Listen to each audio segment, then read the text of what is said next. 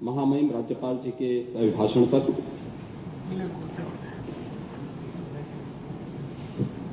धन्यवाद प्रस्ताव का जवाब देने के लिए आपने मुझे अवसर दिया है।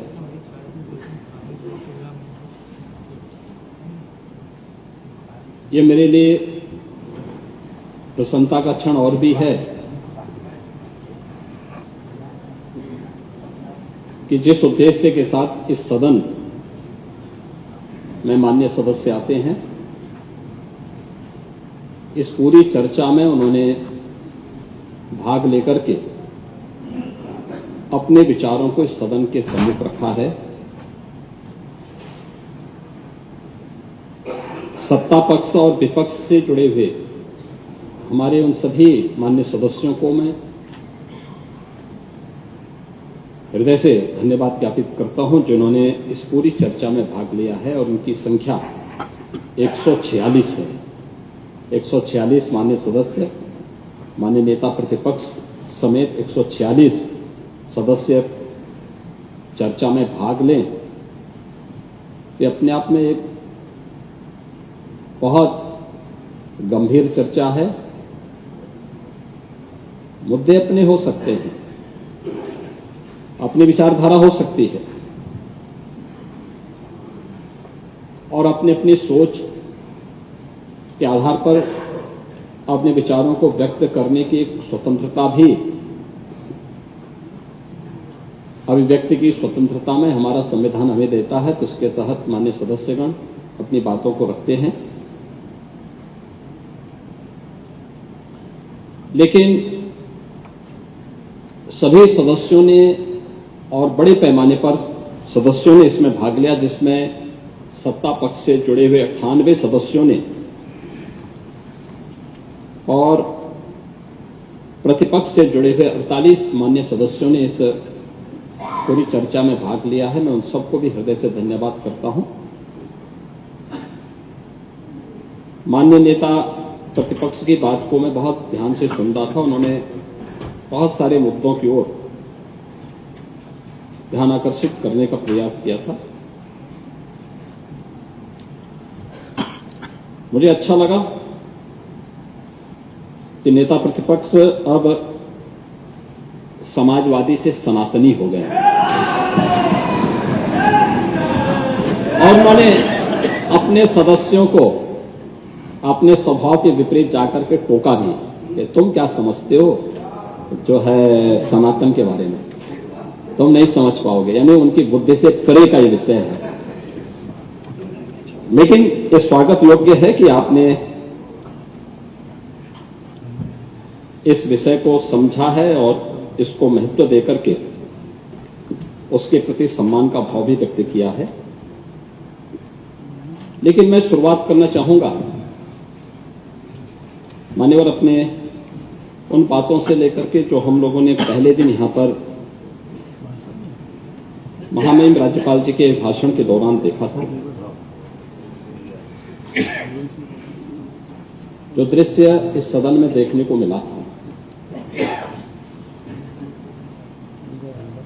आप संविधान की प्रति लेकर के घूमते हैं, लेकिन संवैधानिक पदों पर बैठे हुए मानव भावों के प्रति आप लोगों का दृष्टिकोण क्या है, यह राज्यपाल जी के भाषण के दौरान इस सदन के दृश्य को देख करके हम सहज अनुमान लगा सकते हैं।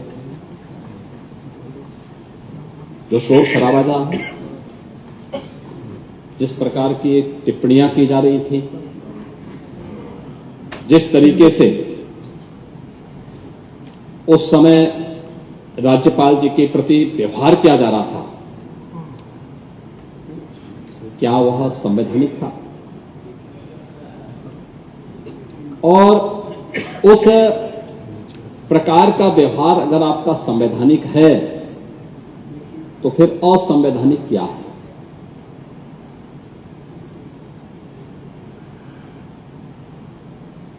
आप लोग भाषण बहुत देते हैं, लेकिन आप लोगों का जो वास्तविक आचरण है वो अगर देखना है तो समाजवादी पार्टी का जो मीडिया सेल का सोशल मीडिया का हैंडल है वह समाजवादी पार्टी की विचारधारा, उनके आंतरिक शिष्टाचार, लोकतंत्र के प्रति उनके विचारों की अभिव्यक्ति का एक ऐसा माध्यम है जिस पे कोई भी स्वस्थ समाज स्वयं लज्जा महसूस करता है और दूसरों को आप उपदेश देते हैं। महोदय, मैं इस पे जो माननीय नेता प्रतिपक्ष ने और अन्य माननीय सदस्यों ने जो प्रश्न उठाए थे और जो मुद्दे उठाए थे, बहुत महत्वपूर्ण मुद्दे थे, मैं उन सबका सम्मान करता हूं। महामहिम राज्यपाल जी के भाषण पर आभार और धन्यवाद ज्ञापित हो, इससे पहले मैं अपनी बातों की शुरुआत देश के द्वितीय राष्ट्रपति डॉक्टर राधाकृष्णन की एक टिप्पणी से करना चाहूंगा। उन्होंने कहा था और बहुत महत्वपूर्ण बात कही थी कि मानव का मानव होना एक उपलब्धि है,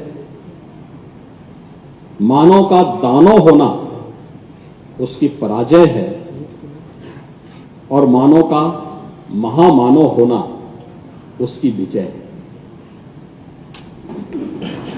देखिए, 3 बातें उन्होंने कही और ये 3 श्रेणियां सदैव रही हैं, मानव भी, दानव भी और महामानव भी, जिसे आप देव श्रेणी में मान सकते हैं।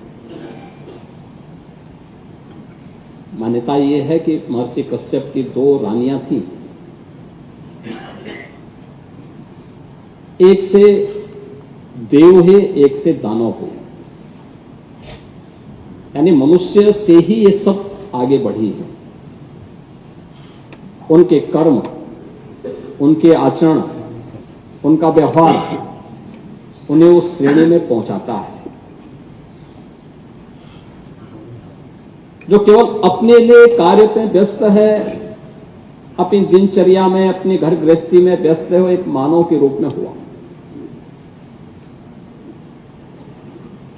जो उस व्यवस्था पे विश्वास न करके नष्ट करने में विश्वास करता है, नकारात्मक सोच के साथ, विध्वंसात्मक सोच के साथ कार्य करता है, वह दानव हुआ। लेकिन जो उस स्वार्थ भावना से ऊपर उठ करके परमार्थ के भाव के साथ कार्य करता है, वही महामानव हुआ। और ये 3 जो श्रेणियां हैं, ये 3 श्रेणियां हमें बहुत कुछ प्रेरणा देती है। महाकुंभ की चर्चा हुई और मुझे अच्छा लगा कि नेता प्रतिपक्ष ने महाकुंभ की घटना के बारे में बहुत सारी बातें कही। अयोध्या के बारे में भी उन्होंने बहुत सारी चर्चा की और अच्छा लगा मुझे कि आपने इसको स्वीकार किया, महाकुंभ को भी स्वीकार किया, सनातन परंपरा को भी स्वीकार किया और अयोध्या धाम को भी स्वीकार किया। ये अच्छी बात है। और वैसे मान्यता यही है कि सोशलिस्ट समाजवादी जब अंतिम पायदान पर खड़ा होता तब उसे धर्म की याद आती है। और अच्छा है, हम आपकी वरिष्ठता का और आपकी बुजुर्ग का भी सम्मान करते हैं, लेकिन आप में से खन्ना जी में कौन ज्यादा बुजुर्ग है यह तय कर पाना थोड़ा, हाँ मैं वही कह रहा हूं, साथ ही रहे। 11-12 साल का अंतर था। नहीं, खन्ना जी को अभी नहीं किए, खन्ना जी तो अभी बहुत सक्रिय है। खन्ना जी तो अभी आप चाहें तो उनसे, मैं तो शिवपाल जी से कहूंगा एक बार 500 मीटर की दौड़ में दोनों खड़े हो जाइए।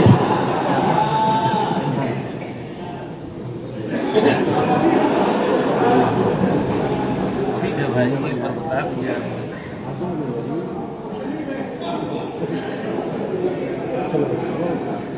लेकिन नेता प्रतिपक्ष को इस बारे में आपत्ति थी कि भारतीय जनता पार्टी ने अपने लोक कल्याण संकल्प पत्र में राज्यपाल जी के अभिभाषण में महाकुंभ को वैश्विक स्तर का आयोजन बनाने के लिए क्यों उल्लेख किया और उस प्रकार की व्यवस्थाएं क्यों नहीं की। मैं भौचक हूं। 2013 में आपको वहां जाने नहीं दिया गया था। इस बार आप गए थे। नहीं, इस बार आप गए थे, आपने स्नान किया, आपने उसकी सराहना भी की और वहां की सुविधाओं के बारे में मुक्त कंठ से प्रशंसा की।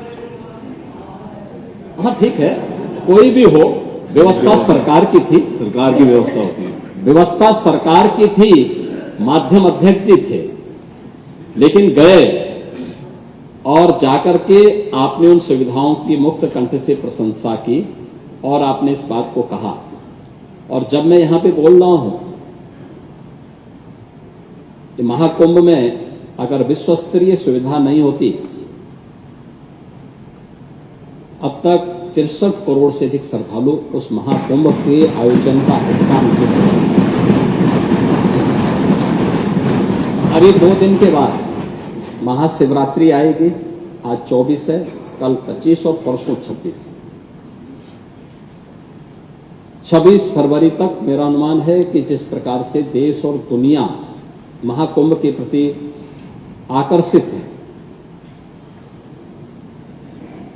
यह 65 करोड़ की संख्या पार होगी। और देश और दुनिया का कौन ऐसा व्यक्ति है,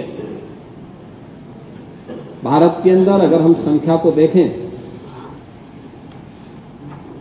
जनसंख्या को देखते हैं तो 144 करोड़ का भारत है।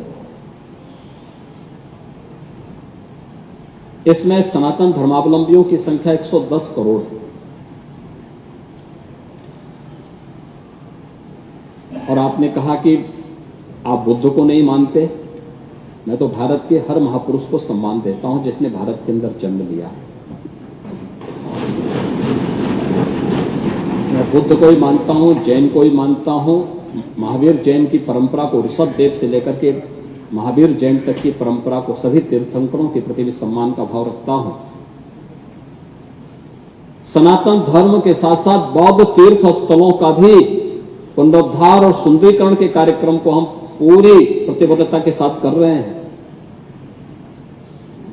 भारत के प्रति सम्मान का भाव रखने वाले और भारत की सनातन परंपरा में प्रत्यक्ष और अप्रत्यक्ष भूमिका रखने वाले सभी पंथ और संप्रदायों को पूरा सम्मान करते हैं। बौद्ध हो, जैन हो, सिख हो, ये डबल इंजन की ही सरकार है कि 26 दिसंबर की तिथि, ये डबल इंजन सरकार ने, प्रधानमंत्री मोदी जी ने 26 दिसंबर की तिथि वीर बाल दिवस के रूप में घोषित की है। गुरु गोविंद सिंह जी महाराज के 4 पुत्रों की शहादत के प्रति सम्मान का भाव। और पहली बार हुआ है जब गुरु वाणी का पाठ मुख्यमंत्री आवास पर निरंतर हो रहा है, तो पहली बार हो रहा है।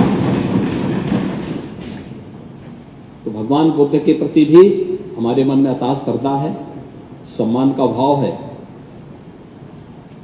जैन तीर्थंकरों के प्रति भी हमारे मन में वही श्रद्धा और सम्मान का भाव है। सिख परंपरा के प्रति भी वही श्रद्धा और सम्मान का भाव है। कबीरपंथी हो, रविदासी परंपरा हो, महर्षि वाल्मीकि की परंपरा हो, या भारत के अंदर जन्मी हुई हर उस उपासना विधि का जिससे सनातन धर्म को मजबूती प्रदान होती हो और भारत एक भारत श्रेष्ठ भारत के रूप में आगे बढ़ता है, उन सब के प्रति हमारे मन में सम्मान का भाव है। लेकिन महाकुंभ के बारे में जो बातें आप लोगों ने कही, आपने कहा कि एक जाति विशेष को वहां जाने से रोका गया। किसी जाति को रोका नहीं गया था। हम लोगों ने तो कहा था जो सद्भावना से जाएगा वो सम्मान से कुंभ में जाए, लेकिन जो सद्भावना से नहीं दुर्भावना से जाएगा तो उसकी दुर्गति भी होगी जरूर, अगर उसने कुंभ में अव्यवस्था पैदा करने का प्रयास किया। हां, हमने आपकी तरह आस्था के साथ खिलवाड़ नहीं किया, समाजवादी पार्टी की तरह आस्था के साथ खिलवाड़ नहीं किया। आपके समय में मुख्यमंत्री को फुर्सत नहीं थी कि उस आयोजन को देख सकें, उसकी समीक्षा कर सकें, और इसलिए उन्होंने एक नॉन सनातनी को कुंभ का प्रभारी बनाया था। लेकिन यहां पर मैं स्वयं इसकी समीक्षा कर रहा था, लगातार कर रहा था और लगातार कर रहा था।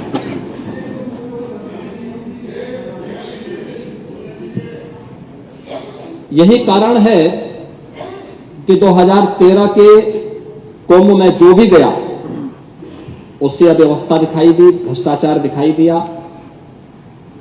प्रदूषण देखने को मिला।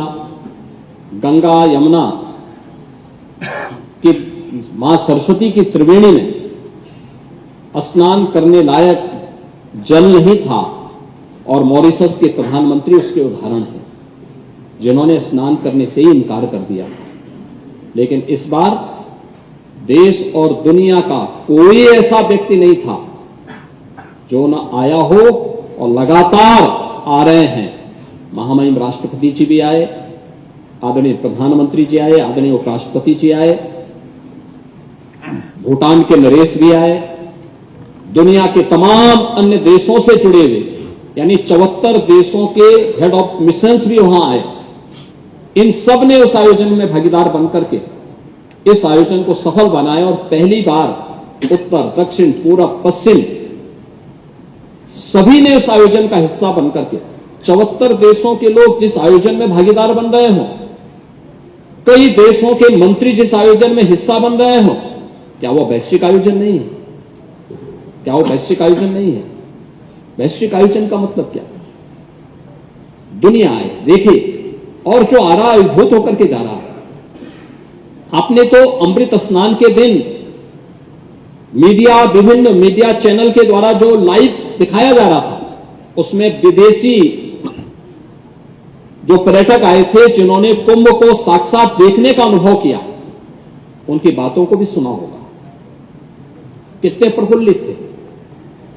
आयोजन सनातन धर्मावलंबियों का, लेकिन खुशी उनको हो रही थी कि ऐसा आयोजन पहली बार हुआ, और दुनिया के अंदर कहीं भी ऐसा आयोजन नहीं है जिस आयोजन में इतनी बड़ी संख्या में श्रद्धालुजन उपस्थित होकर के एक साथ एक मंच पर आकर के उन सभी आयोजनों को अपने अनुसार आगे बढ़ाने में योगदान दे रहे हैं। और ये हमारे लिए तो गौरव का विषय होना चाहिए कि गत वर्ष अयोध्या में श्री राम जन्मभूमि में प्राण प्रतिष्ठा का भव्य आयोजन हुआ, उसको भी दुनिया ने देखा। पूरी दुनिया अयोध्या के प्रति लालायित थी। इस वर्ष महाकुंभ का आयोजन आया, महाकुंभ के आयोजन के साथ हमें जुड़ने का अवसर प्राप्त हुआ, और महाकुंभ के साथ साथ अयोध्या को, काशी को नजदीक से देखने का भी अवसर आम जन को प्राप्त हुआ है। और मेरा मानना है कि ये दो महाआयोजन, अयोध्या में से राम जन्मभूमि पर रामलला का विराजमान होना, महाकुंभ का आयोजन या उत्तर प्रदेश की दृष्टि से, भारत की दृष्टि से, एक भारत श्रेष्ठ भारत की दृष्टि से, जो प्रधानमंत्री जी का विजन है उसकी दृष्टि से ये मील के पत्थर साबित होने वाले हैं। भारत के लिए, भारत की आध्यात्मिक परंपरा के लिए और भारत की आर्थिकी के लिए भी ये महत्वपूर्ण आयोजन होने जा रहे हैं।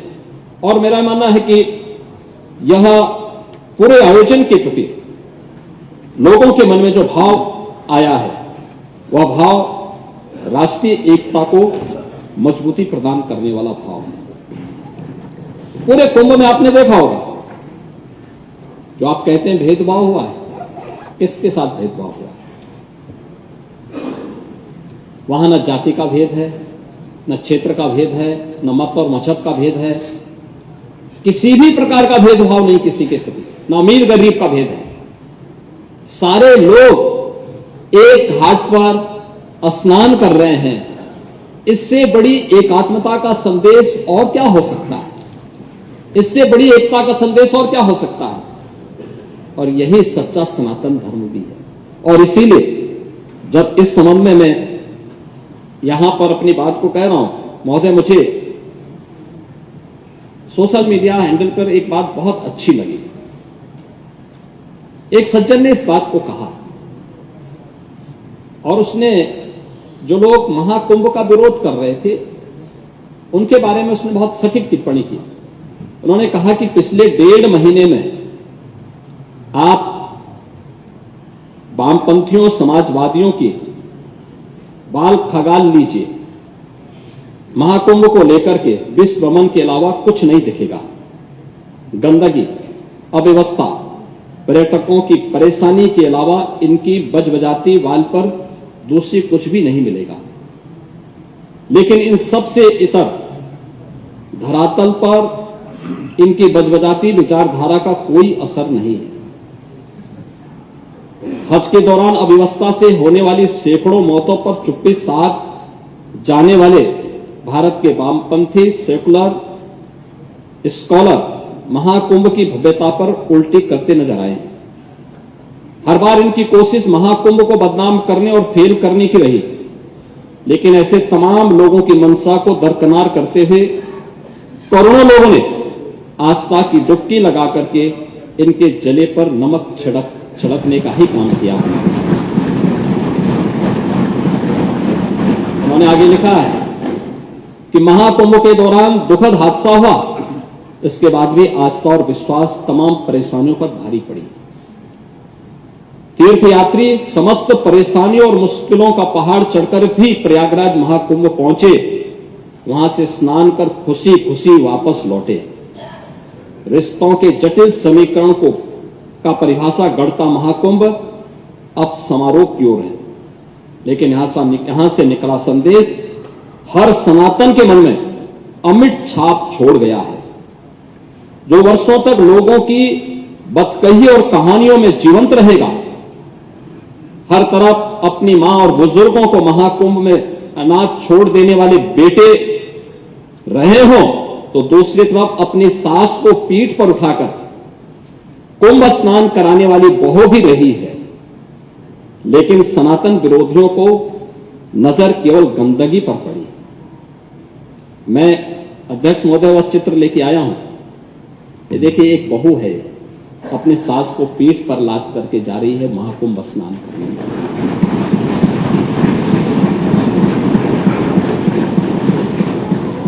यही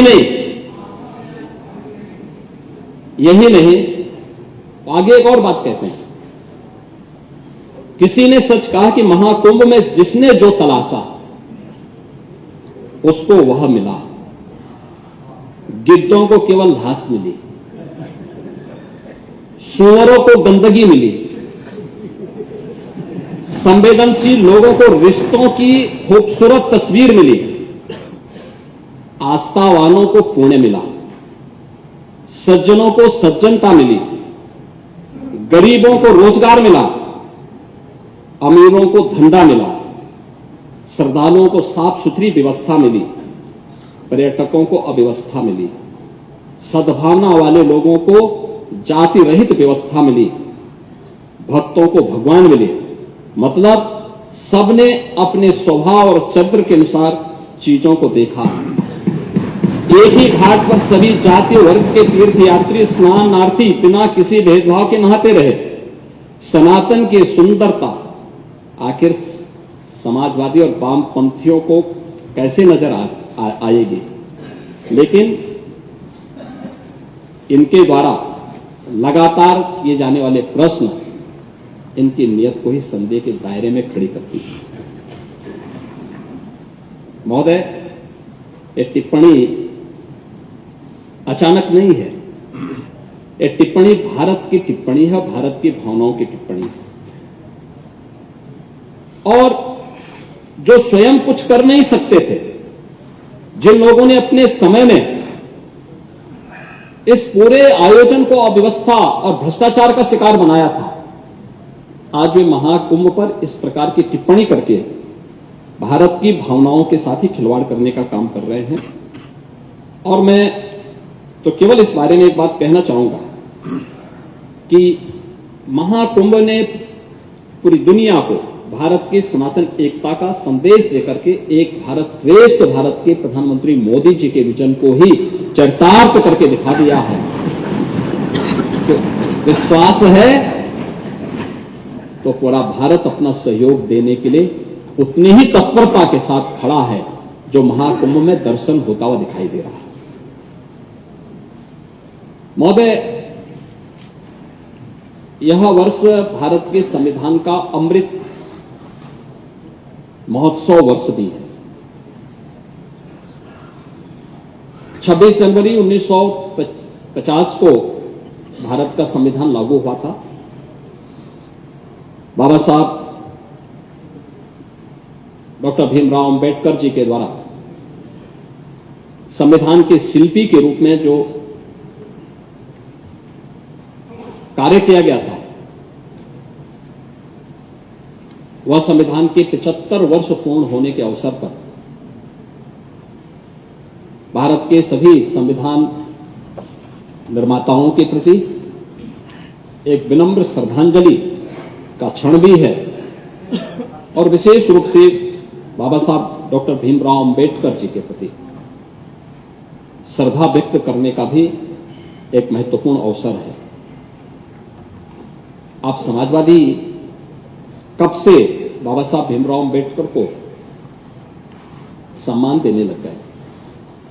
आप लोगों ने तो बाबा साहब भीमराव अंबेडकर के नाम पर बने हुए कन्नौज मेडिकल कॉलेज का नाम ही बदल दिया था। तब याद नहीं आई बाबा साहब की?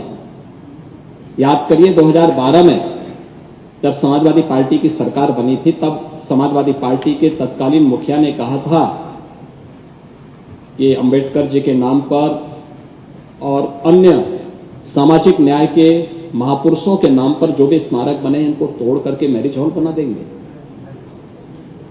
क्या ये सच नहीं है?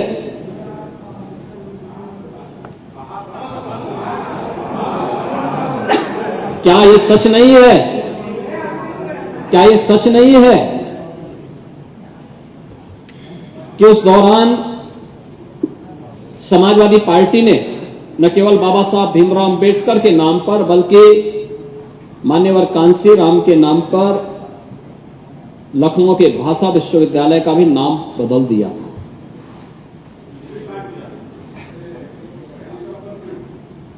और खैर, गेस्ट हाउस की दुर्भाग्यपूर्ण घटना के बारे में तो चर्चा ही क्या करनी। महिलाओं के प्रति आप लोगों का नजरिया क्या है? महापुरुषों के प्रति आप लोगों का नजरिया क्या है? ये किसी से छुपा हुआ है? अब देखिए, जिसको दुनिया ने देखा है, जिसको दुनिया ने अपनी आंखों से देखा है, उसको कहीं से भी क्लीन चिट मिल जाए, कभी उससे आप छुटकारा नहीं पा सकते, कभी नहीं छुटकारा पा सकते हैं। और दुनिया ने देखा है, और इसीलिए मैं कहना चाहूंगा कि समाजवादी पार्टी के इस आचरण से तो हर सभ्य समाज हमेशा व्यथित रहा है। आप किस बात की बात करते हैं? और बाबा साहब भीमराव अंबेडकर से जुड़े हुए पंच तीर्थों का निर्माण यह भारतीय जनता पार्टी की सरकार में प्रधानमंत्री मोदी जी के द्वारा ही किया गया। लखनऊ में बाबा साहब भीमराव अंबेडकर के नाम पर एक इंटरनेशनल सांस्कृतिक केंद्र का निर्माण भी यह डबल इंजन की भारतीय जनता पार्टी की सरकार ही लखनऊ में कर रही है। 26 नवंबर की तिथि को संविधान दिवस के रूप में, बाबा साहब भीमराव अंबेडकर के प्रति श्रद्धा व्यक्त करने के दिवस के रूप में यह भारतीय जनता पार्टी कर रही है। संत रविदास जी की परंपरा के प्रति सम्मान का भाव व्यक्त करने के लिए काशी के चीर गोवर्धन को सुंदरीकरण करने की योजना का काम भी ये डबल इंजन की भारतीय जनता पार्टी की सरकार ने किया है। महर्षि वाल्मीकि के पावन तपोस्थली लालापुर चित्रकूट में सुंदरीकरण करने का कार्य ये डबल इंजन की भाजपा की ही सरकार कर रही है। महाराज सुहेलदेव को विजय स्तंभ स्मारक बहराइच में ये डबल इंजन की भाजपा की ही सरकार कर रही है। निषाद राज गुह का स्मारक और भगवान राम के साथ उनकी 56 फुट ऊंची प्रतिमा श्रृंगवेरपुर में कॉरिडोर के रूप में विकसित करने का काम भी यह डबल इंजन की भाजपा की ही सरकार कर रही है। मैं यही पूछना चाहता हूं आपसे, आपने 4-4 बार रह करके किया क्या? आप कर क्या रहे थे? आप तो अवसरवादिता दिखाते रहे, कभी सपा के साथ, कभी सपा कांग्रेस के साथ, कभी बसपा के साथ, और फिर जैसे ही अवसर आया उसमें उनके साथ फिर धक्का मुक्की करके बाहर निकल गए। ये लगातार करते रहे और इसीलिए यह एक अवसर है हमारे पास। पहली बार अभी बजट पे चर्चा होगी, हम बताएंगे। यह वर्ष इसलिए भी महत्वपूर्ण है, भारत के संविधान के 75 वर्ष पूरे हो रहे हैं लागू किए जाने के, हो चुके हैं। यह वर्ष इसलिए भी महत्वपूर्ण है, पुण्य श्लोका माता अहिल्याबाई होलकर का 300वीं जयंती वर्ष भी है और उनके प्रति भी पुण्य स्मरण करने का एक अवसर है। सरकार एक बड़ी व्यवस्था उनके नाम पर घोषित करने जा रही है। संत कबीर के नाम पर भी हमारी सरकार एक योजना लेकर के आई है, संत रविदास के नाम पर भी लेकर के आई है, और बाबा साहब भीमराव अम्बेडकर के बारे में तो मैंने आपको बताया ही बताया। सरदार पटेल के नाम पर भी हमारी सरकार करने थी।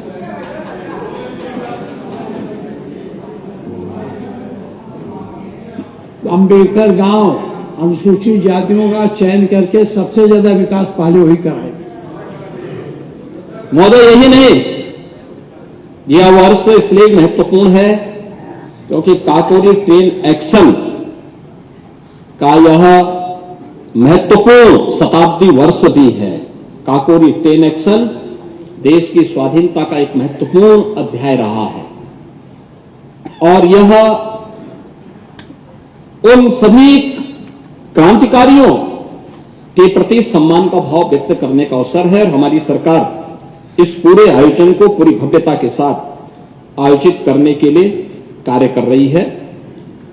महोदय, मुझे बताते हुए प्रसन्नता है कि हमारी सरकार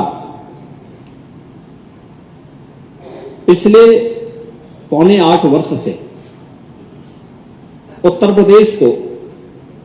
प्रदेश की पहचान दिलाने के लिए पूरी प्रतिबद्धता के साथ कार्य कर रही है और इसकी शुरुआत हम लोगों ने की थी उत्तर प्रदेश में सरकार गठन के तत्काल बाद और उसके उपरांत सरकार गठन होने के बाद ही उत्तर प्रदेश की स्थापना दिवस के आयोजन के बाद 24 जनवरी 1950 को उत्तर प्रदेश का नोटिफिकेशन जारी होता है, लेकिन 24 जनवरी 1950 से लेकर के 24 जनवरी 2017 तक कभी भी उत्तर प्रदेश दिवस नहीं मनाया गया। पहली बार 24 जनवरी 2018 को हमारी सरकार ने तत्कालीन राज्यपाल से रामनाईक जी के आग्रह पर हम लोगों ने इस आयोजन को भव्यता के साथ आगे मनाया, लेकिन इस आयोजन के साथ हमने बहुत सारी चीजों को जोड़ने का काम भी किया। हर बार के आयोजन के साथ कुछ न कुछ जोड़ना जो उत्तर प्रदेश को पहचान दिला सके। और पहला आयोजन था जिसमें हम लोगों ने 1 डिस्ट्रिक्ट 1 प्रोडक्ट का लॉन्च किया था। ऐसा नहीं कि ये प्रोडक्ट हमने बनाए हैं, ये पहले से चले आ रहे थे, लेकिन लुप्त प्राय से हो गए थे, इनको पहचान समाप्त हो गई थी। जैसे आपने काला नमक चावल की बात कही, ये काला नमक चावल कहते हैं भगवान बुद्ध का प्रसाद है। भगवान बुद्ध के समय में इसकी उत्पत्ति होती है और भगवान बुद्ध ने के समय से ये चावल है, बहुत उसकी खुशबू है। वो अलग विषय है कि आप अकेले खा जाते हैं, शिवपाल जी को नहीं खिलाते हैं। कभी खिला दीजिए, उनको भी बुला दीजिए। हाँ, मैं चाहूंगा कि आपके द्वारा लाए गए चावल का जरूर हम स्वाद लेंगे। मैं अकेले नहीं खाऊंगा, मैं खन्ना जी को भी खिलाऊंगा, लेकिन यह है कि खन्ना जी के हम साथ डाइट लेके आएंगे आप। महोदय, वन डिस्ट्रिक्ट वन प्रोडक्ट ने उत्तर प्रदेश को एक पहचान दी है और देश के अंदर परंपरागत उत्पाद को कैसे प्राथमिकता मिलनी चाहिए उसके ब्रांड के रूप में कहीं देश के अंदर और दुनिया के अंदर चर्चा होती है तो वन डिस्ट्रिक्ट वन प्रोडक्ट की उत्तर प्रदेश की योजना की चर्चा होती है। इसने उत्तर प्रदेश के एक्सपोर्ट को बढ़ाया। उत्तर प्रदेश आज के दिन पे लगभग 2.25 से 2.5 लाख करोड़ रुपए के प्रोडक्ट का एक्सपोर्ट कर रहा है। और आपने सिद्धार्थनगर की जो बात कही है कि वो काला नमक चावल के लिए इतना पैसा लिया गया, इतना उसमें सब्सिडी सरकार से मिली है, वो ये घटना नहीं है। ये मामला है खेसरा ब्लॉक की एक एसपीबी में, ये एफपीओ से, फार्मर प्रोड्यूसर ऑर्गेनाइजेशन है और इसमें कॉमन फैसिलिटेशन सेंटर चलाने के लिए वहां पर 20 व्यक्तियों की, एक व्यक्ति नो बल्कि एक समूह को एक पैसा दिया गया है। व्यक्ति नहीं है, तो समूह है। एफपीओ जिसको कहते हैं, किसान उत्पादक संगठन है ये, और किसान उत्पादक संगठन को ये पैसा दिया गया है जिससे काला नमक चावल की वो ब्रांडिंग कर सके, उसको प्रमोट कर सके और किसानों के साथ जोड़ करके फिर उसके एक्सपोर्ट के लिए एक सेंटर बना सके और वह कार्य करेगा। थोड़ा धैर्य रखिए, बहुत देर नहीं, चिंता मत करिए, सब होगा, अपने अनुसार चलेगा। कुछ तो हुआ है। अरे आप इतने वरिष्ठ हैं, अब तक काला नमक चावल की याद नहीं आई, खाते जिंदगी भर रहे, लेकिन काला नमक चावल को पहचान हमारी सरकार ने दिया है, हमारी सरकार ने दिया है। और पाणे जी वही कह रहे हैं ना, तो ये एफपीओज है और ये उन हर जनपद में कॉमन फैसिलिटेशन सेंटर दे करके उसको टेक्नोलॉजी के साथ जोड़ने, उसको एक्सपोर्ट के लिए किस प्रकार के प्रोडक्ट चाहिए उस दिशा से वो सेंटर बनाया गया है और वह उस पर कार्य करना प्रारंभ किया है और कार्य भी करेगा। आप निश्चिंत रहिए, हम इसको आगे बढ़ाएंगे। आपने अयोध्या के बारे में भी कहा, अयोध्या में आप लोगों की परेशानी को मैं समझ सकता हूं और आपके साहस को मैं धन्यवाद भी दूंगा कि आज आपने कहा कि साहब मैं सनातनी हूं। समाजवादी पार्टी से सनातनी होना, एक समाजवादी से नहीं, इसलिए मतलब है क्योंकि आप समाजवादी तो पहले तो राम को के अस्तित्व को ही नकार गए थे। भगवान राम के अस्तित्व को, भगवान कृष्ण के अस्तित्व को ही नकार गए थे। याद करिए 2017 में जब हमारी सरकार आई थी, हम लोगों ने मथुरा, वृंदावन और ब्रज तीर्थ के विकास की कार्य योजना को आगे बढ़ाया था। समाजवादी पार्टी के साथ की ओर से बयान आया था कि वह, हमने कहा था कृष्ण की एक बहुत भव्य प्रतिमा भी वहां लगेगी। तो आपके यहां से आया था कि आप लोग भी दुर्योधन का बहुत बड़ा वो लगाएंगे, तो हमने कहा दुर्योधन का ही आप लगाने की आपकी सोच है, दुर्योधन के हम क्या कर सकते हैं। लेकिन भगवान राम और भगवान कृष्ण के प्रति आस्था न होना ये डॉक्टर लोहिया को भी झुटलाने जैसा है। याद करिए डॉक्टर लोहिया ने भगवान राम, भगवान कृष्ण और भगवान शिव के बारे में किन विचारों को उद्धृत किया था। और मुझे लगता है कि यही दिखाता है कि आप लोग न सनातन धर्म के प्रति सम्मान का भाव व्यक्त कर पा रहे हैं और न सच्चे समाजवादी के रूप में अपने कर्तव्यों का निर्वहन कर पा रहे हैं। अयोध्या के बारे में आपकी चिढ़ स्वाभाविक है, क्योंकि पहले अयोध्या में क्या होता था, किसी से छुपा हुआ नहीं है, किसी से छुपा हुआ नहीं है। आज अयोध्या में 8 से 10 लाख श्रद्धालु प्रतिदिन आ रहा है। अब याद करिए, अगर इन सड़कों को हम 4 लेन का नहीं बनाए होते, इंटरनेशनल एयरपोर्ट नहीं बना होता, 4 रेलवे स्टेशनों का सुंदरीकरण नहीं हुआ होता, क्या एक काम हो गया होता? वहां पे इतनी बड़ी संख्या में श्रद्धालु आ पाते, इतना भव्य दर्शन कर पाते, उन गरीबों को रोजगार मिल पाया होता जो लोग आज रोजगार प्राप्त कर रहे हैं, उन नाविकों के हाथों को काम मिल पाता जो आज हजारों रुपया प्रतिदिन कमा रहे हैं। वो रेस्टोरेंट और होटल की जो इनकम हो रही है, टैक्सी वाले और बस वालों की इनकम हो रही है, गाइड के रूप में लोग पैसा कमा रहे हैं, दुकान वाले पैसा कमा रहे हैं, क्या ये कमा पाते? लेकिन आप लोग पहले दिन से हमने जमीन अधिग्रहण करनी प्रारंभ की, आप लोगों ने कहा साहब भ्रष्टाचार हो रहा है। हम लोगों ने जमीन अधिग्रहण करना प्रारंभ किया, आप लोगों ने उसमें आंदोलन करने के लिए लोगों को उकसाना प्रारंभ किया। मैं अभिनंदन करूंगा अयोध्या वासियों को जिन्होंने सरकार पर विश्वास किया, आप लोगों पर विश्वास नहीं किया। और अयोध्या के अंदर 1700 करोड़ रुपए से अधिक केवल हमने कंपनसेशन पे खर्च किया। और आपने माझा, जो आपने वहां की जमारा की बात की, तो वह 14 गांवों के संबंध में है। मैं आपको स्पष्ट करना चाहूंगा कि सेना द्वारा शूटिंग के लिए उस लैंड को अधिसूचित किया गया था, लेकिन कभी उसका इस्तेमाल नहीं किया गया और उसको डिनोटिफाई हमने किया है, क्योंकि वह लैंड गवर्नमेंट की लैंड थी, म्यूचुअल लैंड थी, प्राइवेट लैंड है जहां खरीद फरोख्त तो हो सकती है लेकिन कोई कॉमर्शियल एक्टिविटीज नहीं हो सकती। और वहां पे हमने मंदिर म्यूजियम के लिए उस लैंड को लिया है कि भारत के अंदर सनातन धर्म से जुड़े हुए पूरे देश के अंदर और दुनिया के अंदर जितने मंदिर हैं उन सब की शैली का एक म्यूजियम वहां पे बनने वाला है, जिससे दुनिया देखेगी कि कितनी प्राचीन प्राचीन मंदिर हैं। और अयोध्या में कोई आएगा तो अयोध्या में राम जन्मभूमि के साथ साथ उसको कुछ अन्य स्थल भी देखने को मिलेंगे।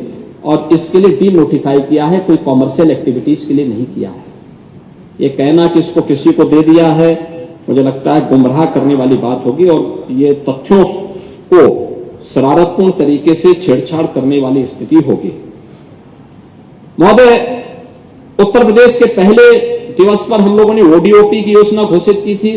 दूसरी योजना हमने 19 में घोषित की थी, 24 जनवरी 19 को विश्वकर्मा श्रम सम्मान की, भारत के हस्तशिल्पियों के प्रति सम्मान का भाव व्यक्त करने के लिए।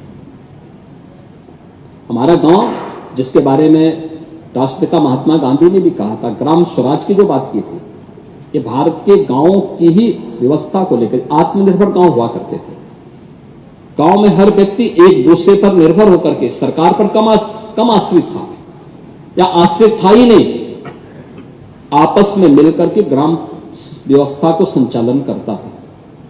और पहले तो ऐसे होता था, जब ग्राम प्रधानों का चुनाव नहीं होते थे, पंडित जी आप तो जानते हैं कि गांव की व्यवस्था अपने आप चलती थी, अपने आप चलती थी। गांव में सम्मानित कोई वरिष्ठ व्यक्ति को लोग ग्राम प्रधान बना करके उस व्यवस्था को चलाते थे, उसकी बात को मानते थे, वह भी एक अभिभावक के रूप में काम करता था, पूरी व्यवस्था को लीडरशिप देता था, गांव के सारे मामलों का निस्तारण वही होता था।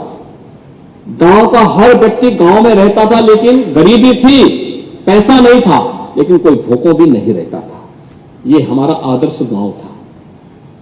और उस व्यवस्था के तहत हमारे गांव में भी हस्तशिल्पी हुआ करते थे, शहरों में भी तमाम हस्तशिल्पी हुआ करते थे। कोई नाव का काम करता था, कोई मोची का काम करता था, कोई हलवाई का काम करता था, कोई दर्जी का काम करता था। कोई पैसा नहीं था, लेकिन राशन के आधार पर लोग एक दूसरे की व्यवस्था का संचालन करते थे और पहली बार उनके श्रम को सम्मान मिला। हमारी सरकार ने उन्हें आज पीएम विश्वकर्मा योजना के अंतर्गत देश के अंदर सम्मान प्राप्त कर रहा है। हमने 19 में इस स्कीम को लागू किया था और 16 कैटेगरी तय की थी, जिसमें हम लोगों ने राजमिस्त्री से लेकर के, बढ़ई से लेकर के, नाव से लेकर के, लोहार से लेकर के सभी हस्तशिल्पियों को पहचान करके इनकी निश्चित ट्रेनिंग कराना, इनको टूल किट फ्री में उपलब्ध करवाना और फिर इनके प्रोडक्ट को या इनको सस्ते में लोन और ब्याज वहां पे लोन उपलब्ध कराने की कार्रवाई के साथ जोड़ करके इनके जीवन में परिवर्तन करने का काम किया। विश्वकर्मा श्रम सम्मान है। 2020 में 24 जनवरी के दिन, उत्तर प्रदेश दिवस के दिन, हम लोगों ने घोषित किया था मिशन शक्ति का अभियान, महिला सशक्तिकरण के अभियान के साथ जुड़ा था, जिसमें महिला सम्मान भी है, सुरक्षा भी है और स्वावलंबन भी है। उनके रोजगार के लिए उन्हें अधिक से अधिक सुरक्षा का भाव पैदा हो इन सभी कार्यक्रमों को आगे बढ़ाने का काम किया था। 2021 में हम लोगों ने उत्तर प्रदेश दिवस के अंदर घोषित किया था, महिला युवा किसान सबका विकास और सबका सम्मान। इस कार्यक्रम को आगे बढ़ाने का काम किया गया था, युवाओं को फोकस करते हुए। 2022 में हम लोगों ने अमृत महोत्सव, वर्ष आजादी के अमृत महोत्सव के साथ इसको जोड़ा था, जिसमें हर स्वतंत्रता संग्राम सेनानी के स्मारक को भव्य स्वरूप देना, उसके सुंदरीकरण की योजना करना, उनके प्रति श्रद्धा और सम्मान का भाव करना, और चौरी चौरा शताब्दी महोत्सव के कार्यक्रम को भी हम लोगों ने प्राथमिकता के साथ आगे बढ़ाने का काम किया था। 2023 में निवेश और रोजगार के कार्यक्रम को आगे बढ़ाया था। निवेश का global investor summit Uttar Pradesh में, जिसमें 40 लाख करोड़ रुपए से अधिक के निवेश प्रस्ताव हमें प्राप्त हुए, 15 लाख करोड़ रुपए से अधिक के निवेश के प्रस्ताव अब तक जमीनी धरातल पर उतर करके 60 लाख से अधिक नौजवानों को अब तक हम नौकरी उपलब्ध करवा चुके हैं उनके माध्यम से। इसको आगे बढ़ाने का काम किया। 2024 में हम लोगों ने उत्तर प्रदेश की समृद्ध सांस्कृतिक विरासत के कार्यक्रम को, से राम जन्मभूमि में 500 वर्षों के बाद अयोध्या में रामलला का विराजमान होना, इस कार्यक्रम को इसके साथ जोड़ करके वर्ष भर इन कार्यक्रमों को हम लोगों ने आगे बढ़ाने का काम किया था। और 2025 में 24 जनवरी के दिन हम लोगों ने मुख्यमंत्री युवा उद्यमी योजना लागू की है। ये युवा उद्यमी योजना उत्तर प्रदेश के युवा उद्यमी तैयार करने का है, जिसमें कोई भी नौजवान अगर वह कोई नया उद्यम स्थापित करना चाहता है तो पहले चरण में 5 लाख रुपए तक का लोन हम उसे इंटरेस्ट फ्री लोन देंगे, यानी उसका जो भी ब्याज होगा वह सरकार देगी। और इस योजना में सरकार उसे सहयोग भी करेगी, अतिरिक्त सहयोग भी करेगी। यह एक योजना प्रारंभ की है और उसकी सफलता इसी में आप लगा सकते हैं कि 24 जनवरी को हम लोगों ने इसे लागू किया, आज ठीक 1 महीना हो रहा है। 96,000 से अधिक एप्लीकेशन आ चुकी है, 25,000 से अधिक लोगों ने इस पे अब तक उनके लोन सैंक्शन हो चुके हैं, 6,000 को वितरित भी हो चुका है, बैंकों से 15-16 हजार स्वीकृत भी हो चुका है। यानी यह उसकी सफलता का एक राज है। और यह स्कीम इस वर्ष हम लोगों ने स्वीकृत की है और यह सफल इसलिए हो रहा है क्योंकि पहले उत्तर प्रदेश का नौजवान पलायन करता था, आज पलायन नहीं करता है। आज अपनी प्रतिभा का उपयोग उत्तर प्रदेश के निर्माण के लिए उत्तर प्रदेश में कर रहा है और उसी स्कीम के तहत हम लोगों ने इस योजना को यहां पर लागू किया है और यह योजना उसी रूप में आगे बढ़ाने का काम कर रहा है। महोदय, नेता प्रतिपक्ष ने यहां पर जीरो पॉवर्टी की भी बात की।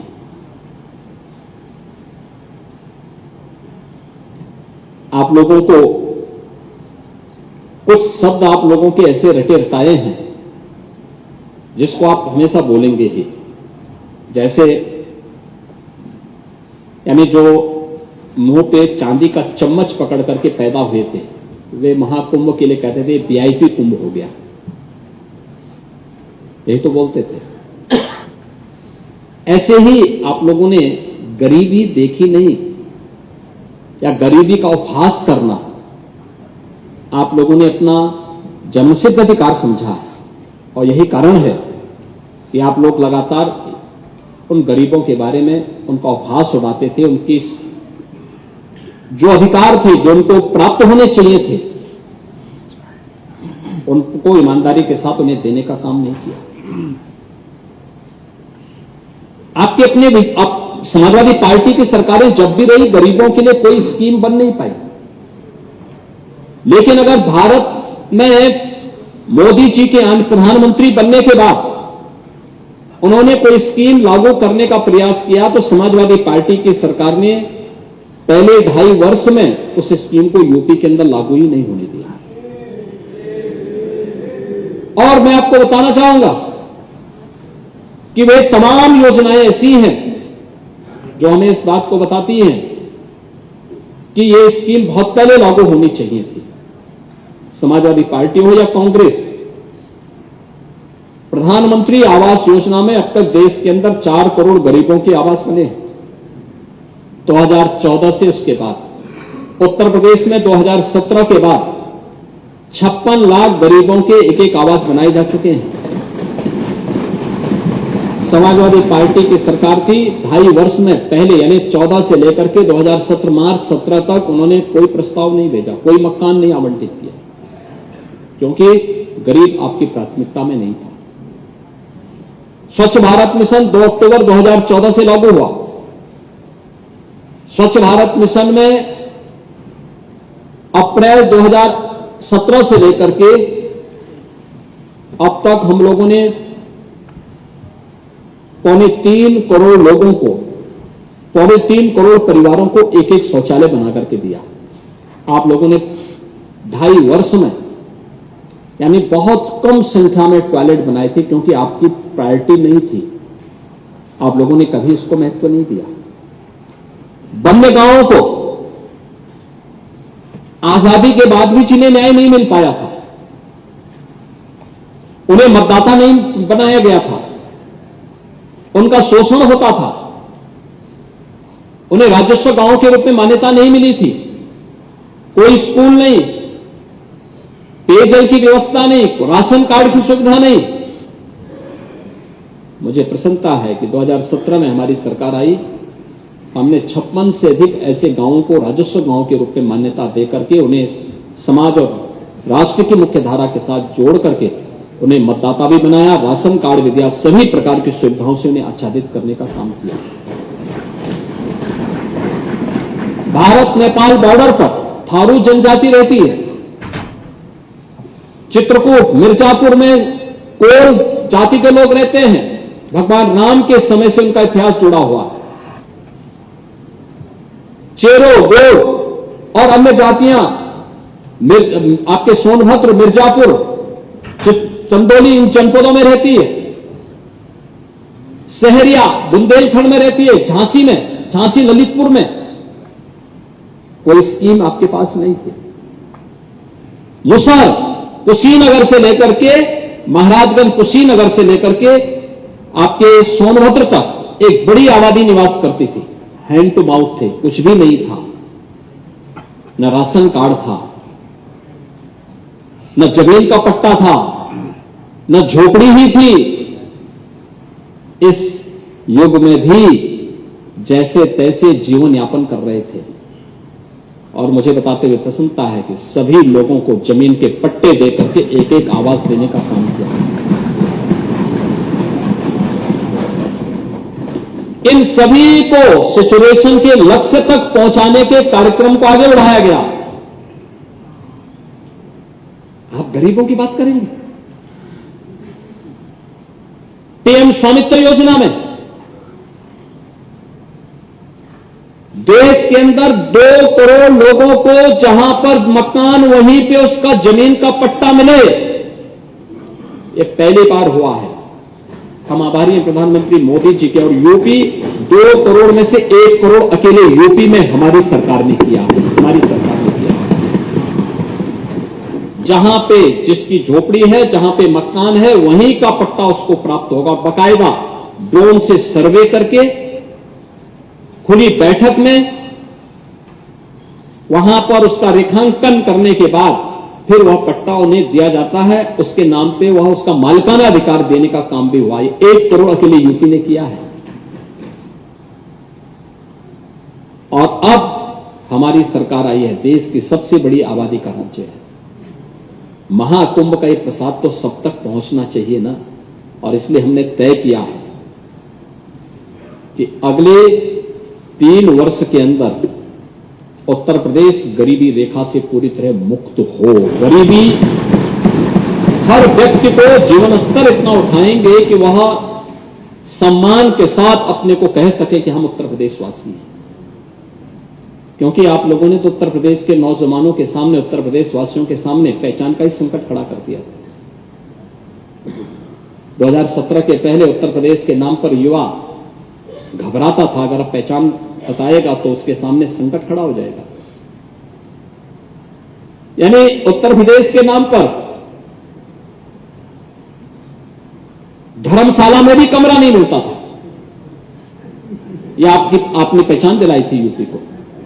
और आज आप जाइए, महाकुंभ के आयोजन और अयोध्या में रामलला की भव्य मंदिर निर्माण के बाद उत्तर प्रदेशवासी जहां कहीं जाएगा और जहां कहीं जा रहा है, सम्मान के साथ लोगों के चेहरे खोलते, वाह उत्तर प्रदेश से। यह है पहचान, यह है पहचान। आप पहचान का संकट खड़ा करने वाले लोग। हमने उत्तर प्रदेश की पहचान उत्तर प्रदेश वासियों को दी है, उत्तर प्रदेश के नौजवानों को दी है। और यही पहचान, ये ऊर्जा, ये प्रतिभा जो उत्तर प्रदेश के पास है, उन गरीबों के पास है, उसको उसका अधिकार दिलाने का काम सरकार करेगी। और सरकार ने इस योजना में सर्वे का काम पहले चरण का पूरा कर लिया है।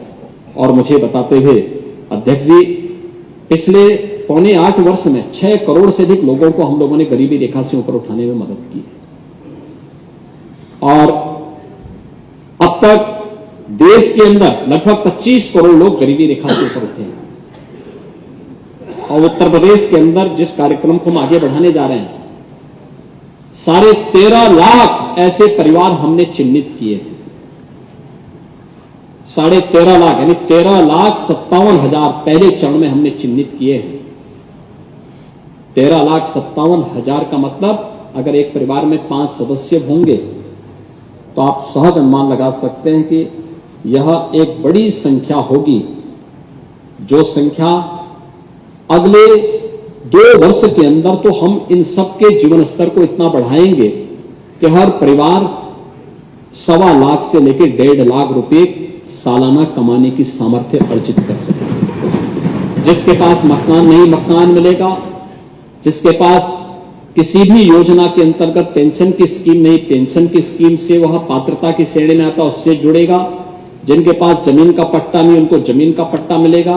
जिनके पास राशन कार्ड नहीं, राशन कार्ड। जिनके पास आयुष्मान का कार्ड नहीं, आयुष्मान कार्ड। अलग से सरकार ने इसके लिए बजट में व्यवस्था की और बजट में भी हम इस पर चर्चा करेंगे।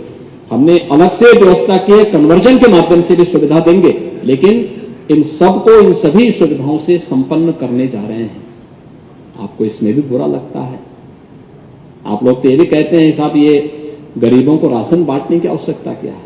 यानी जैसे केवल आपका ही अधिकार है, यानी समाजवादियों का ही अधिकार है कि समाजवादी पेंशन भी ये पाए और समाजवादी राशन भी ये पाए।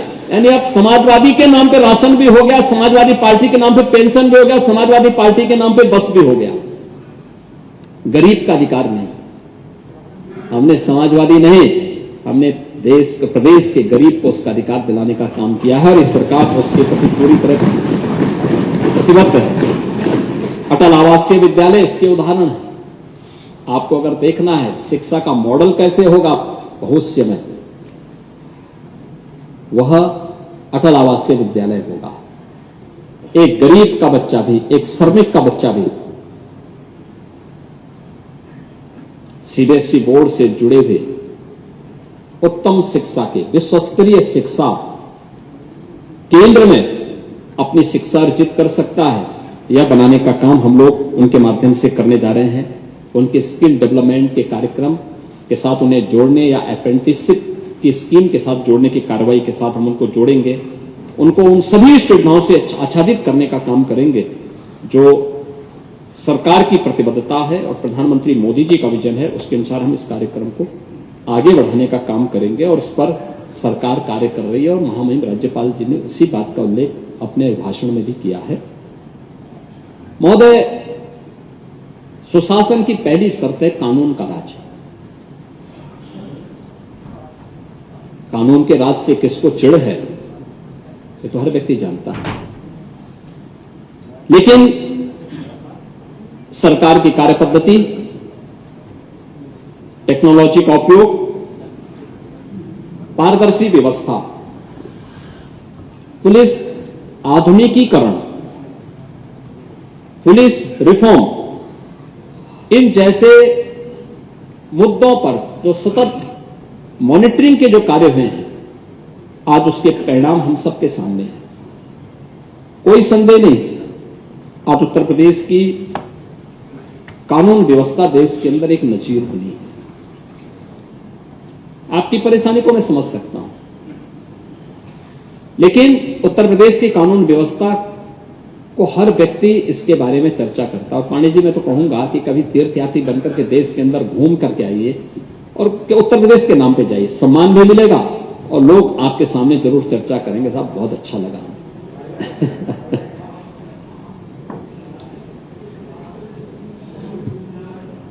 हाँ, हम लोग, मैं तो आता ही हूं, मैं आता हूं, आऊंगा भी आपको, आप उसकी चिंता नहीं करना। लेकिन मैं आपको बताना चाहूंगा कि उत्तर प्रदेश की कानून व्यवस्था देश के अंदर एक मॉडल व्यवस्था बनी है।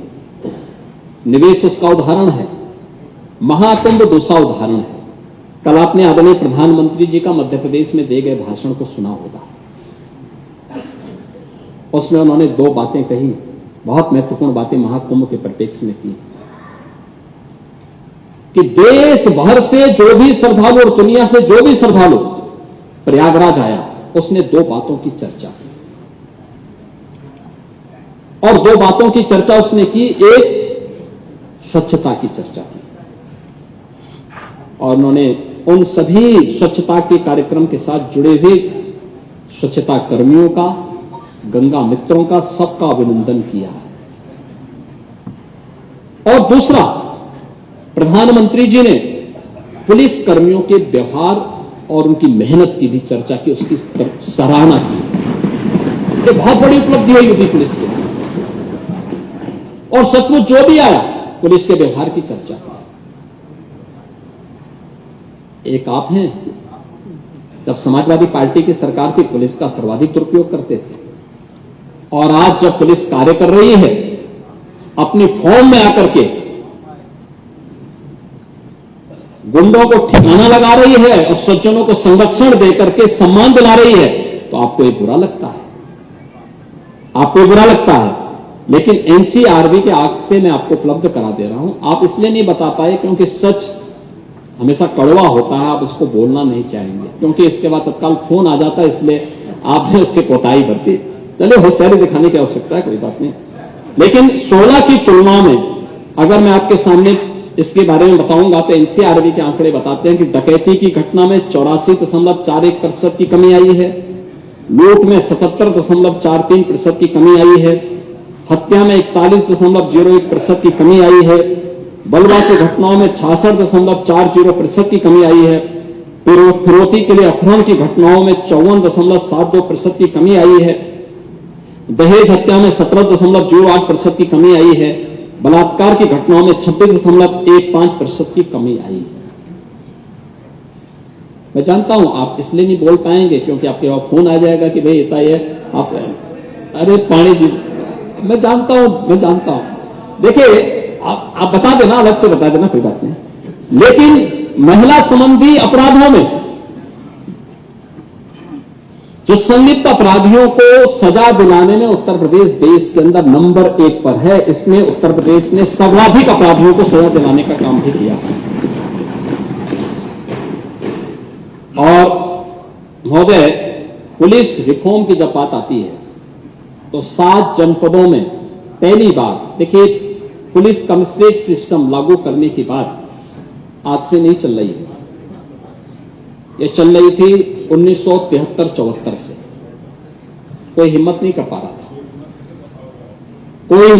रहा था, ये प्रस्ताव मेरे पास भी 2-3 बार आया, लेकिन जिन लोगों के पास फुर्सत नहीं थी, सोचने की सामर्थ्य नहीं थी, क्योंकि इसके लिए समय लगाना पड़ता है।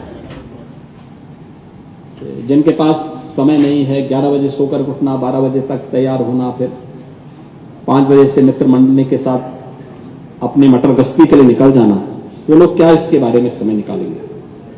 लेकिन हमने लखनऊ, गौतम बुद्ध नगर, कानपुर, वाराणसी, आगरा, गाजियाबाद और प्रयागराज में पुलिस कमिश्नरेट सिस्टम लागू किया। देवबंद, बहराइच, अलीगढ़, कानपुर से कई जनपदों में, अन्य जनपदों में हमने एटीएस की नई फील्ड यूनिट भी गठित की है। 3 महिला पीएसी लखनऊ, गोरखपुर और बदायूं में हमने स्थापित की है। बलरामपुर, जालौन, मिर्जापुर, शामली और बिजनौर में 5 अन्य पीएसी बटालियन स्थापित करने की कार्रवाई भी हम कर रहे हैं और एक स्पेशल सिक्योरिटी फोर्स का गठन किया है जो मेट्रो या एयरपोर्ट की सुरक्षा में योगदान दे सकें। इसकी 6 बाहिनियों का गठन हमने किया है और एंटी नारकोटिक्स टास्क फोर्स का भी गठन उत्तर प्रदेश के अंदर सरकार ने किया है।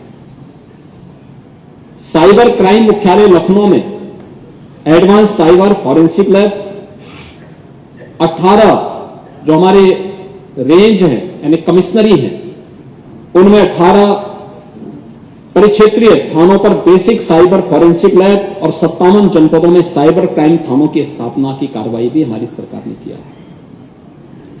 75 जनपदों में हम लोगों ने साइबर सेल क्रियाशील किए हैं।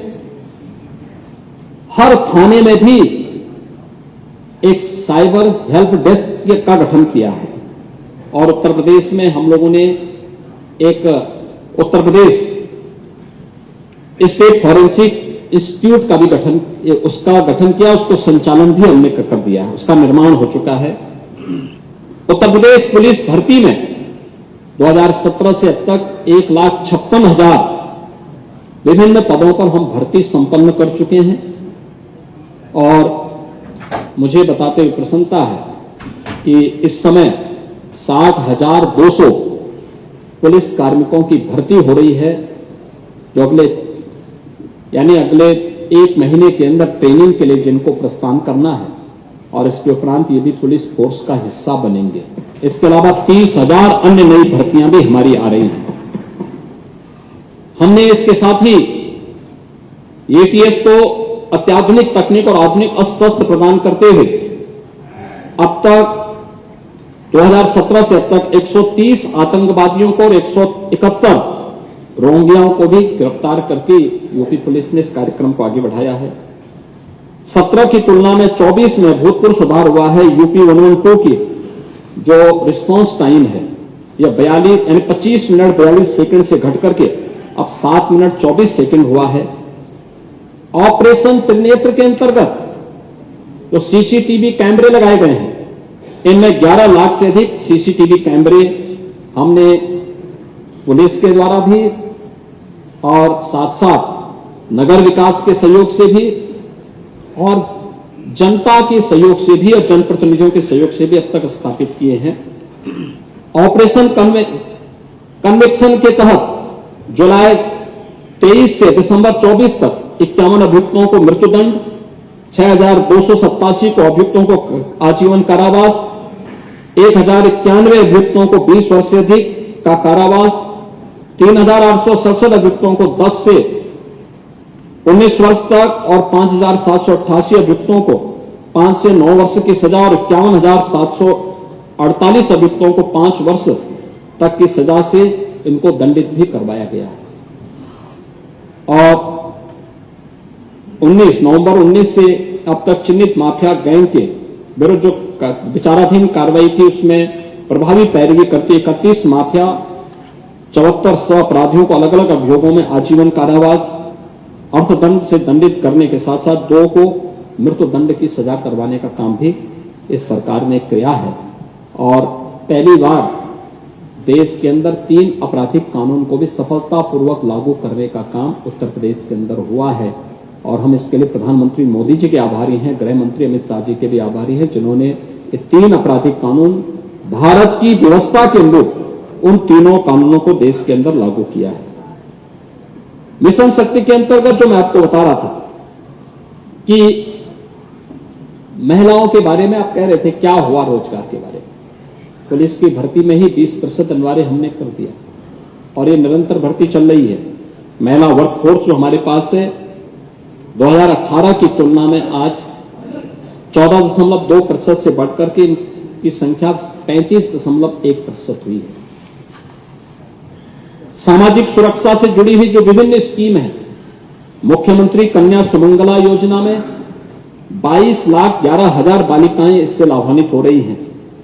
निराश्रित महिला पेंशन स्कीम के अंतर्गत और विभिन्न प्रकार की पेंशन की जो स्कीम है, निराश्रित महिला पेंशन, वृद्धावस्था पेंशन, दिव्यांगजन पेंशन में या 1,000 रुपये महीने यानी 12,000 रुपये सालाना देने की कार्रवाई जो सरकार के द्वारा की जा रही है, 1,04,00,000 से अधिक परिवारों को यह पेंशन की सुविधा सरकार उपलब्ध करवाने का काम कर रही है।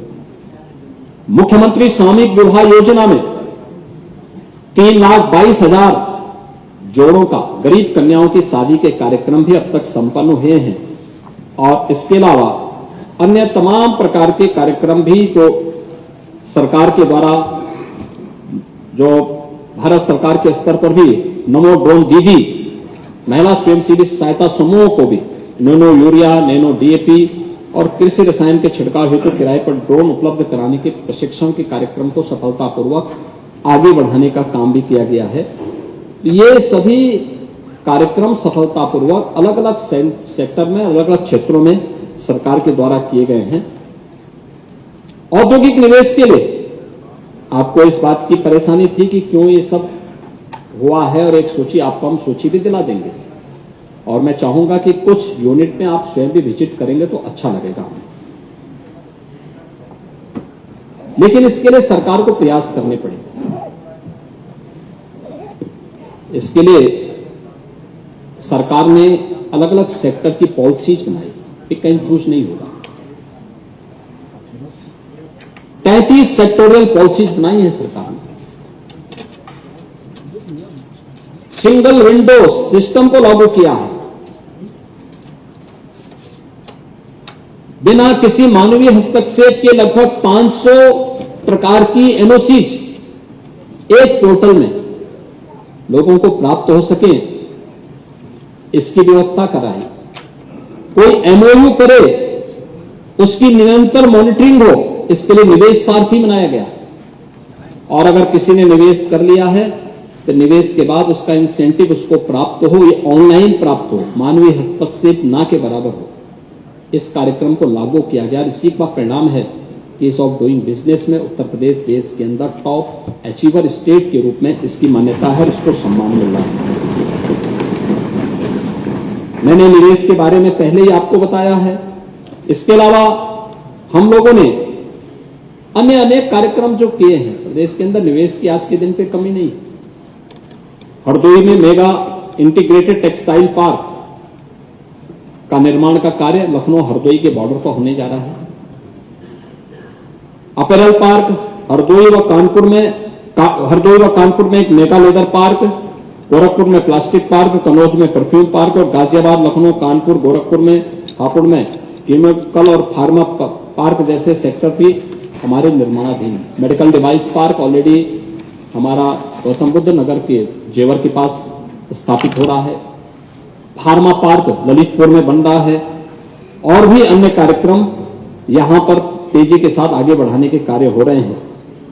आपने प्रदेश की पर कैपिटा इनकम की बात कर रहे थे। आपको याद होगा 2016-17 में पर कैपिटा इनकम जो थी प्रदेश की वो 48,520 रुपये थी। 3 वर्ष कोविड महामारी के भी थे, उस सबके बावजूद 23-24 में पर कैपिटा इनकम हमारी बढ़ करके सरकार के द्वारा समयबद्ध तरीके से उठाए गए कदमों का परिणाम है कि आज 23-24 में बढ़ करके 93,514 हो गया है, जो एक वर्ष में पर कैपिटा इनकम यानी डबल से ज्यादा पहुंची है। और प्रदेश के अंदर जो हम लोगों ने यहां की जो स्टेट की जीडीपी थी, जो पहले 16-17 में 12,82,000 करोड़ रुपए की थी, 23-24 में बढ़कर के 25,48,000 करोड़ रुपए से ऊपर की, यानी लगभग दोगुना हुआ है।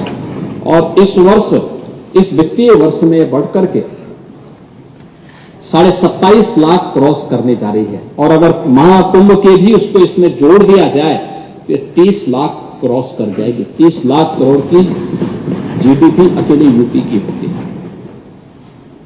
इंफ्रास्ट्रक्चर के लिए प्रदेश के अंदर पिछले 7.25 वर्ष के अंदर जो कार्य हुए हैं वह जल, थल, वायु की कनेक्टिविटी बेहतरीन हुई है, जिसमें अगर हम एक्सप्रेस वे में देखेंगे तो उत्तर प्रदेश आज देश का एक्सप्रेस वे बन चुका है। एक्सप्रेस वे देश के अंदर गंगा एक्सप्रेस वे बनने के बाद देश के अंदर 55% एक्सप्रेस वे यूपी के पास होंगे। सबसे अच्छा रेल नेटवर्क देश के अंदर यूपी के पास, सबसे अच्छा हाईवे का नेटवर्क यूपी के पास, ग्रामीण सड़कों में 250 तक के मजदूरों को पीएम सड़क योजना के साथ ग्रामीण सड़क योजना के साथ जोड़ने के कार्रवाई को अंतिम अनुमोदन दिया जा चुका है। और प्रदेश के अंदर हर जिले को 4 लेन के साथ, हर तहसील को भी इस बार 4 लेन की कनेक्टिविटी के साथ जोड़ने के कार्यक्रम को हम लोगों ने आगे बढ़ाने का निश्चय किया है। इसके अलावा ब्लॉक मुख्यालयों को 2 लेन के साथ जोड़ने की कार्रवाई को भी सरकार ने आगे बढ़ाया है। इंटर स्टेट कनेक्टिविटी को 4 लेन के साथ जोड़ने के कार्यक्रम को अंतिम चरण में हम लोग लेके जा रहे हैं। प्रदेश के अंदर एयर कनेक्टिविटी की स्थिति क्या है? 2017 के पहले 2 एयरपोर्ट फुली फंक्शनल थे, लखनऊ और वाराणसी। गोरखपुर आंशिक था, आगरा भी आंशिक था, कभी आती थी फ्लाइट, कभी नहीं आती थी। और आज मुझे बताते हुए प्रसन्नता है कि उत्तर प्रदेश में 4 इंटरनेशनल एयरपोर्ट पूरी तरह क्रियाशील हो चुके हैं, 16 डोमेस्टिक एयरपोर्ट पूरी तरह क्रियाशील हो चुके हैं। 6 अन्य एयरपोर्ट पे हमारा काम चल रहा है और अप्रैल तक हम लोग जेवर का इंटरनेशनल एयरपोर्ट, जो भारत का सबसे बड़ा एयरपोर्ट है, उसको भी क्रियाशील करने जा रहे हैं। इसके अलावा प्रदेश ने नए लिंक एक्सप्रेसवे की घोषणा की है। अभी हमारे स्वामी जी आए थे, मैंने कहा भी आप कहां समाजवादी पार्टी में चले गए? अरे आर्य समाज जी तो बड़े जो है प्रखर राष्ट्रवादी हुआ करते थे, और आप कहां भटक करके वहां चले गए? और मैं इसीलिए स्वामी जी को याद दिला रहा था कि उनको शिवपाल जी के झुंझुने में नहीं आना चाहिए, वो बेचारा स्वयं ही बेचारा बना हुआ है। और इसीलिए मैं, जो माननीय सदस्यों की भावना थी, हमारे मेरठ से, मुजफ्फरनगर से, बिजनौर से जुड़े हुए, जो माननीय शामली से जुड़े हुए जो माननीय सदस्य थे, एनडीए के हमारे माननीय सदस्य थे, लोग बार बार मांग करते थे कि गंगा एक्सप्रेसवे को हरिद्वार तक बढ़ाना चाहिए, और हम लोग इसको इस बजट में घोषणा कर चुके हैं कि इसको हम अमल करेंगे। प्रयागराज, हाँ वो भी बोलने जा रहा हूं, आप बैठे, अब सब कुछ आपके इसी समय हो जाएगा। आप थोड़ा इधर आ जाते जहां से आपको अच्छा लगता है, देखो वहां पे आप कहां जो है उनके बीच में दिखाई दे रहे।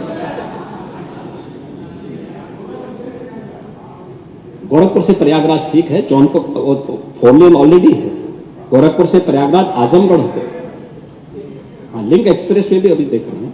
अभी मैं उसी पे आ रहा हूं, चिंता मत करिए। आप कहीं, आप हर जगह संग्राम काहे करते हैं? प्रयागराज, मिर्जापुर, भदोई, काशी, चंदौली और गाजीपुर के हमारे माननीय जनप्रतिनिधि इस बात को कहते थे।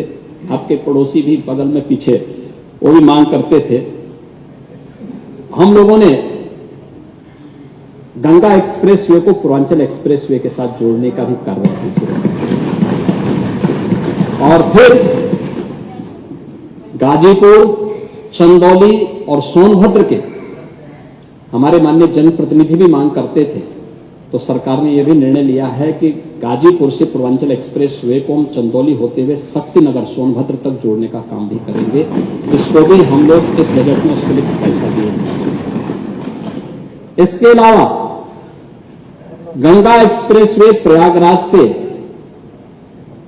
बुंदेलखंड एक्सप्रेसवे में चित्रकूट तक पहुंचेगी, इसको भी जोड़ने की कार्रवाई चित्रकूट के हमारे जो जनप्रतिनिधि थे, वे सभी कौशाम्बी से जुड़े हुए जनप्रतिनिधि थे, इसकी मांग करते थे। हम लोगों ने उसको भी इसके साथ जोड़ दिया है और इसको भी हम करने जा रहे हैं। प्रयागराज में 2 नए पुल, एक गंगा जी में शास्त्री ब्रिज के पैरेलल और एक यमुना जी में सरकार के द्वारा नैनी में जो ब्रिज है, उस ब्रिज के पैरेलल एक नया ब्रिज बनाने के लिए भी सरकार ने बजट में अपनी घोषणा की है और इनको भी सरकार आगे बढ़ाने जा रही है। तो ये सभी कार्यक्रम सरकार के द्वारा किए जा रहे हैं और ये कार्यक्रम प्राथमिकता के आधार पर आगे बढ़ेंगे। इनलैंड वाटरवे अथॉरिटी का गठन हो चुका है। अब तक वाराणसी तक इनलैंड वाटरवे की सुविधा है, लेकिन अब इसको हम लोग प्रयागराज तक और बलिया से अयोध्या तक की भी कार्रवाई को आगे बढ़ाने जा रहे हैं। यह कार्य बढ़ेगा तो प्रदेश के अंदर एक्सपोर्ट की सुविधा को आगे बढ़ाने में मदद मिलेगी। इसको हम आगे बढ़ाने का काम करेंगे। ये चीजें भी सरकार ने अपने इसका एक हिस्सा बनाया है। महोदय, इसके अलावा बजट में बहुत सारी चर्चाएं होंगी और बजट में हम लोग इनके बारे में चर्चा करेंगे तो ज्यादा अच्छा होगा, कि क्योंकि ये सब चीजें भी बोल देंगे तो फिर आप लोगों के पास उस दिन कुछ बचेगा नहीं। तो आपको पहले बोलने का अवसर देंगे, फिर उसके बाद इसका जवाब भी देंगे। इसके अलावा सरकार ने ईज ऑफ लिविंग के लिए भी जो बहुत सारे प्रयास किए हैं, मैंने पहले इसके बारे में बताया है कि आवास की सुविधा हम लोगों ने किस रूप में दी है, शौचालयों की सुविधा, पेंशन की सुविधा, ड्रोन सर्वे के अनुसार जो स्वामित्व योजना में 1 करोड़ लोगों को जमीन का पट्टे उपलब्ध करवाए गए हैं। इसके अलावा सरकार के द्वारा फैमिली आईडी आदि की व्यवस्था भी जो पहले की जा चुकी है, इसके बारे में भी आज मैं आभारी हूं। आदरणीय प्रधानमंत्री जी ने आज प्रधानमंत्री किसान सम्मान निधि की 19वीं किस्त जारी की है। प्रदेश के किसानों के खाते में आज सीधे 5,583 करोड़ 55 लाख रुपए प्रधानमंत्री मोदी जी ने दिए, यूपी के किसानों के खातों में दिए। और अब तक मिलाकर के यह लगभग 80,000 करोड़ रुपए उत्तर प्रदेश के अन्नदाता किसानों के खाते में अब तक यह केवल पीएम किसान सम्मान निधि के माध्यम से आए हैं। मैं इसके लिए आदरणीय प्रधानमंत्री जी का हृदय से आभार व्यक्त करता हूं, क्योंकि ये स्कीम प्रधानमंत्री जी ने आज ही के दिन 19 में गोरखपुर से प्रारंभ की थी और आज उसकी 19वीं किस्त भी उन्होंने अपने कर कमलों से जारी की है, जिसमें उत्तर प्रदेश के किसानों को 5,500 करोड़ रुपए से अधिक का पैसा उनके खाते में सीधे आया है। महोदय, शिक्षा के लिए पांडे जी केक की रिपोर्ट की बात कर रहे थे। केक की रिपोर्ट में अगर आपके सामने पढ़ूं कि 4 साल में 7 लाख स्टूडेंट कम हुए इस समाजवादी पार्टी की सरकार में, 2012-13 से लेकर के 2015-16 तक, यानी यह संख्या आपके समय में स्कूलों में छात्रों की कम होती थी। 2012 से 16 के बीच में 6,22,000 बच्चों को किताब ही उपलब्ध नहीं हुई। 32.21% बच्चे ऐसे रहे जिन्हें स्कूल खुलने के 5 महीने तक किताबें उपलब्ध नहीं कराई गई। 2010 से 16 की अवधि में 18 करोड़ 35 लाख किताबों के सापेक्ष 5 करोड़ 91 लाख किताबें ही अगस्त ही या उसके बाद बांटी गई। 2 यूनिफॉर्म बांटी थी, लेकिन एक ही बटी। बच्चे टाट पट्टी के स्कूल में पढ़ने के लिए मजबूर थे। स्वाभाविक रूप से जिनके बच्चे स्वयं ऑस्ट्रेलिया में, इंग्लैंड में या यूएस या अन्य यूरोपीय कंट्रीज में कहीं पढ़ते हैं, वे गरीब की पीड़ा को समझेंगे कैसे?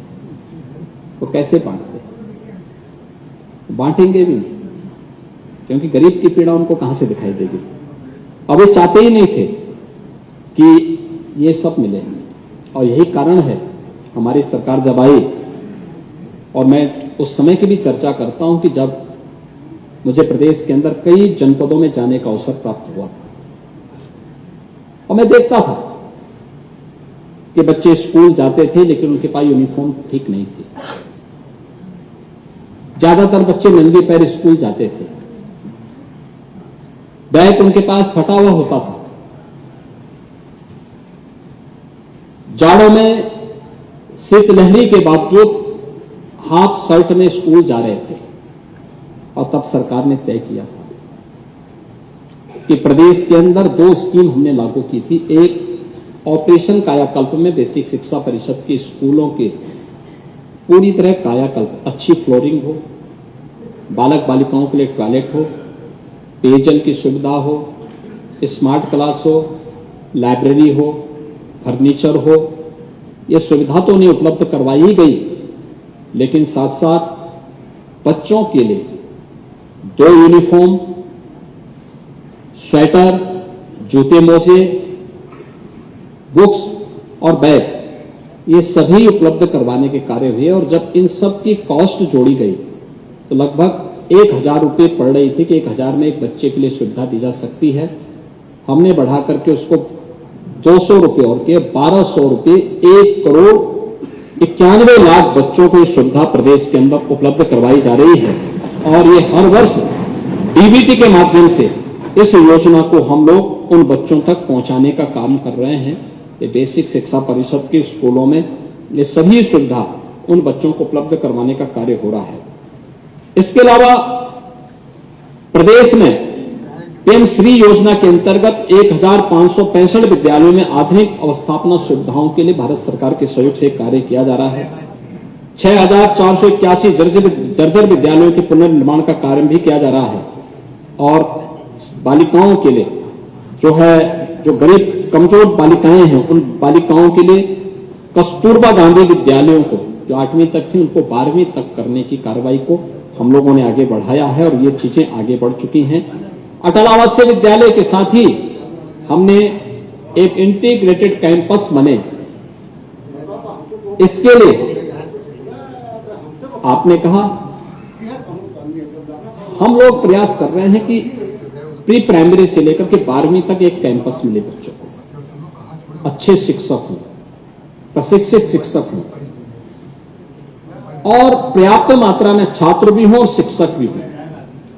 इसके लिए हम लोगों ने इस बार 57 ऐसे कंपोजिट विद्यालय प्रारंभ करने की कार्रवाई के लिए धनराशि गत बजट में उपलब्ध करवाया था। हमारा प्रयास है पहले चरण में जनपद स्तर पर, दूसरे चरण में हम फिर इसे तहसील स्तर पर, तीसरे चरण में इसे ब्लॉक स्तर पर, चौथे चरण में न्याय पंचायत स्तर पर ले जाने का काम करेंगे और ये एजुकेशन का एक मॉडल होगा।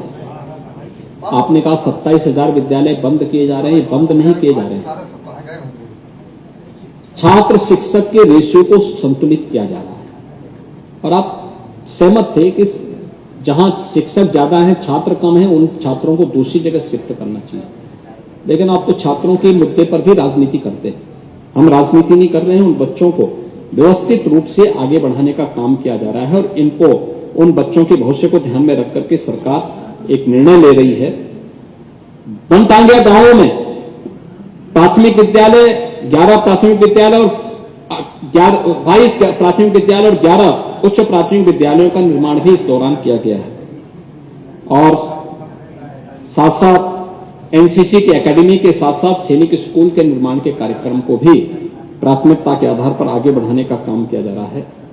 संस्कृत के बच्चों के लिए भी सरकार ने पूर्वा से लेकर के यानी 6ठी क्लास में भी कोई बच्चा संस्कृत में एडमिशन लिया है या पूर्व मध्यमा प्रथम वर्ष में 9वीं क्लास में हो या आचार्य की क्लास में, उनके लिए स्कॉलरशिप पहली बार सभी छात्रों के लिए अनिवार्य रूप से स्कॉलरशिप की घोषणा सरकार ने की है और यह गत वर्ष ही हमने लागू कर दिया है। इसके अलावा संस्कृत शिक्षा के विकास के लिए भी सरकार अपने स्तर पर प्रयास कर रही है।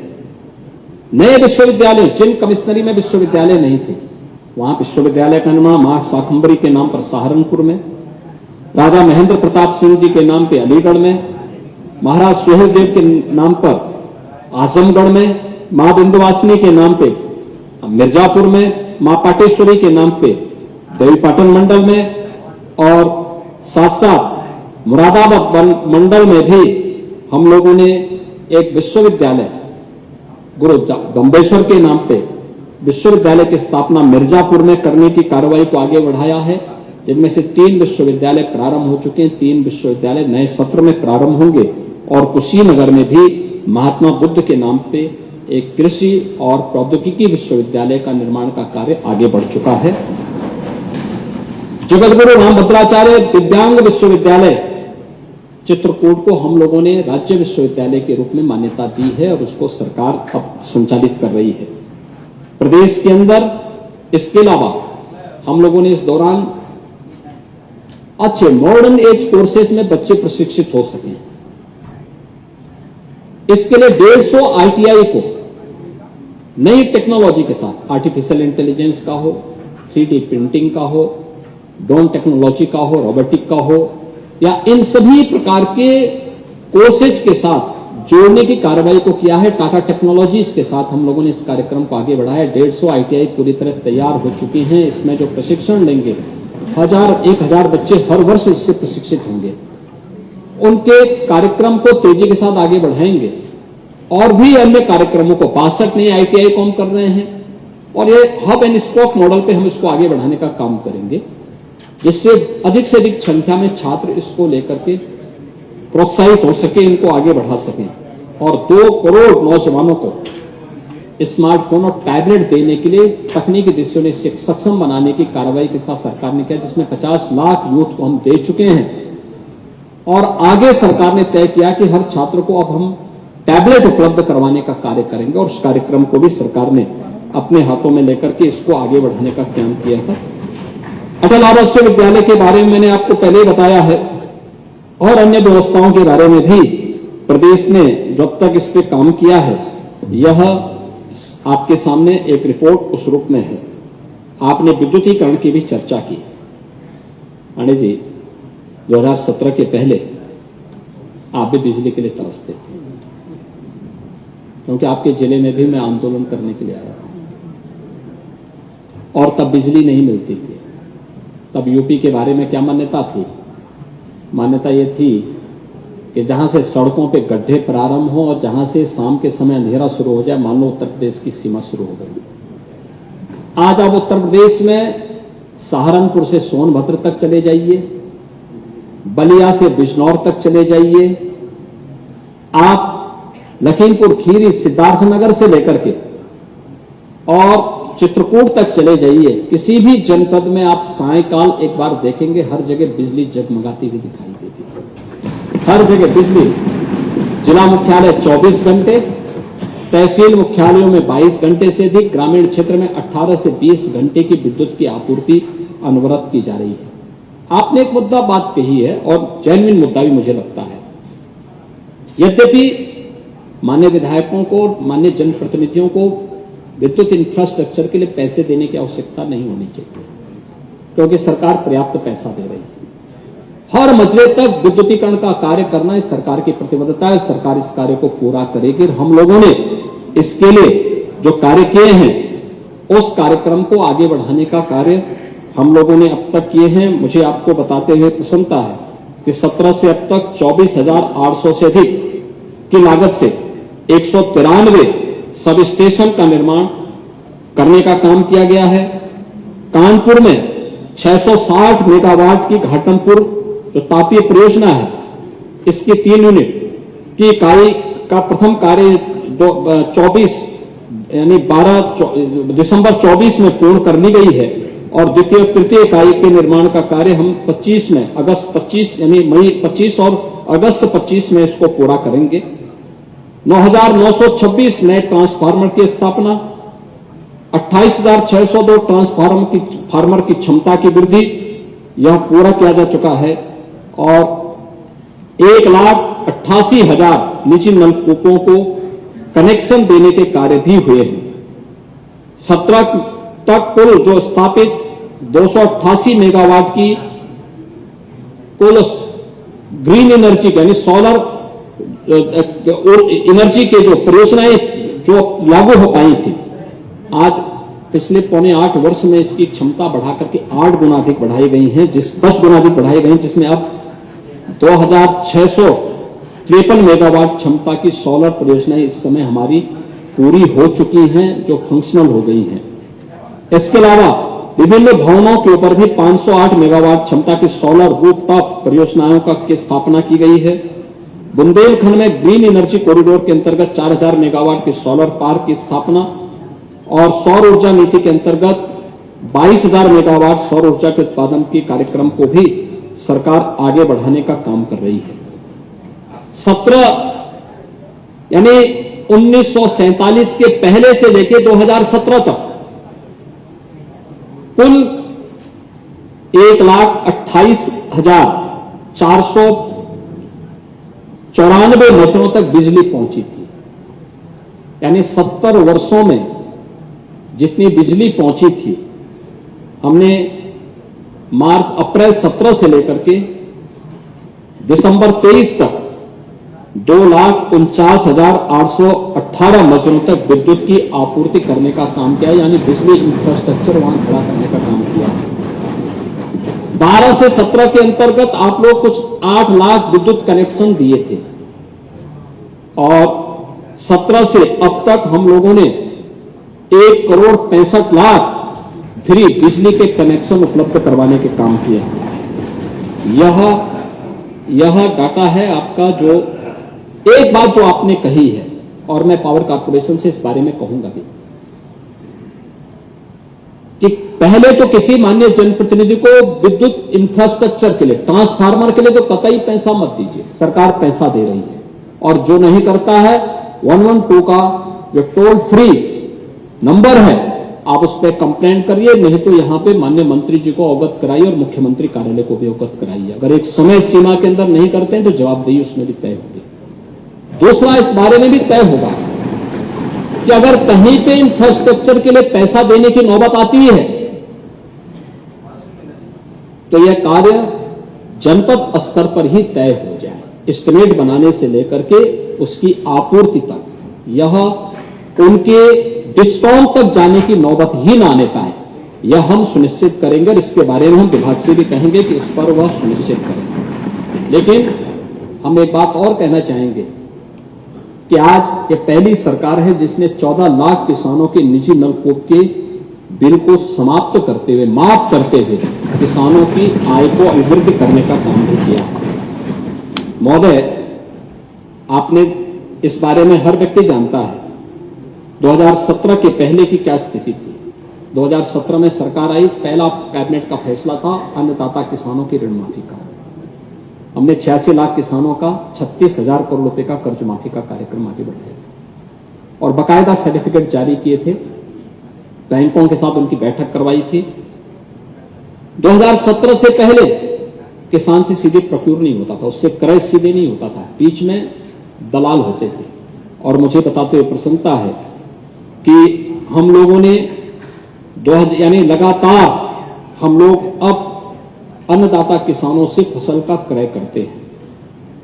इसमें खाद्यान्न उत्पादन में भी जो हम लोगों ने टेक्नोलॉजी का उपयोग किया है, सिंचाई की सुविधा बढ़ाई है, किसान की रुचि खेती के प्रति ज्यादा हो, अन्नदाता किसानों की सुविधा के लिए सरकार ने जो प्रयास किए हैं, आज जो 16-17 तक खाद्यान्न उत्पादन पर जो प्रति हेक्टेयर जो था 27.25 कुंटल था, वह 23-24 में बढ़कर के अब 30.51 कुंटल तक पहुंच चुका है। ये चीजें दिखाती हैं कि सरकार के द्वारा उठाए गए कदम सही दिशा में आगे बढ़े हैं।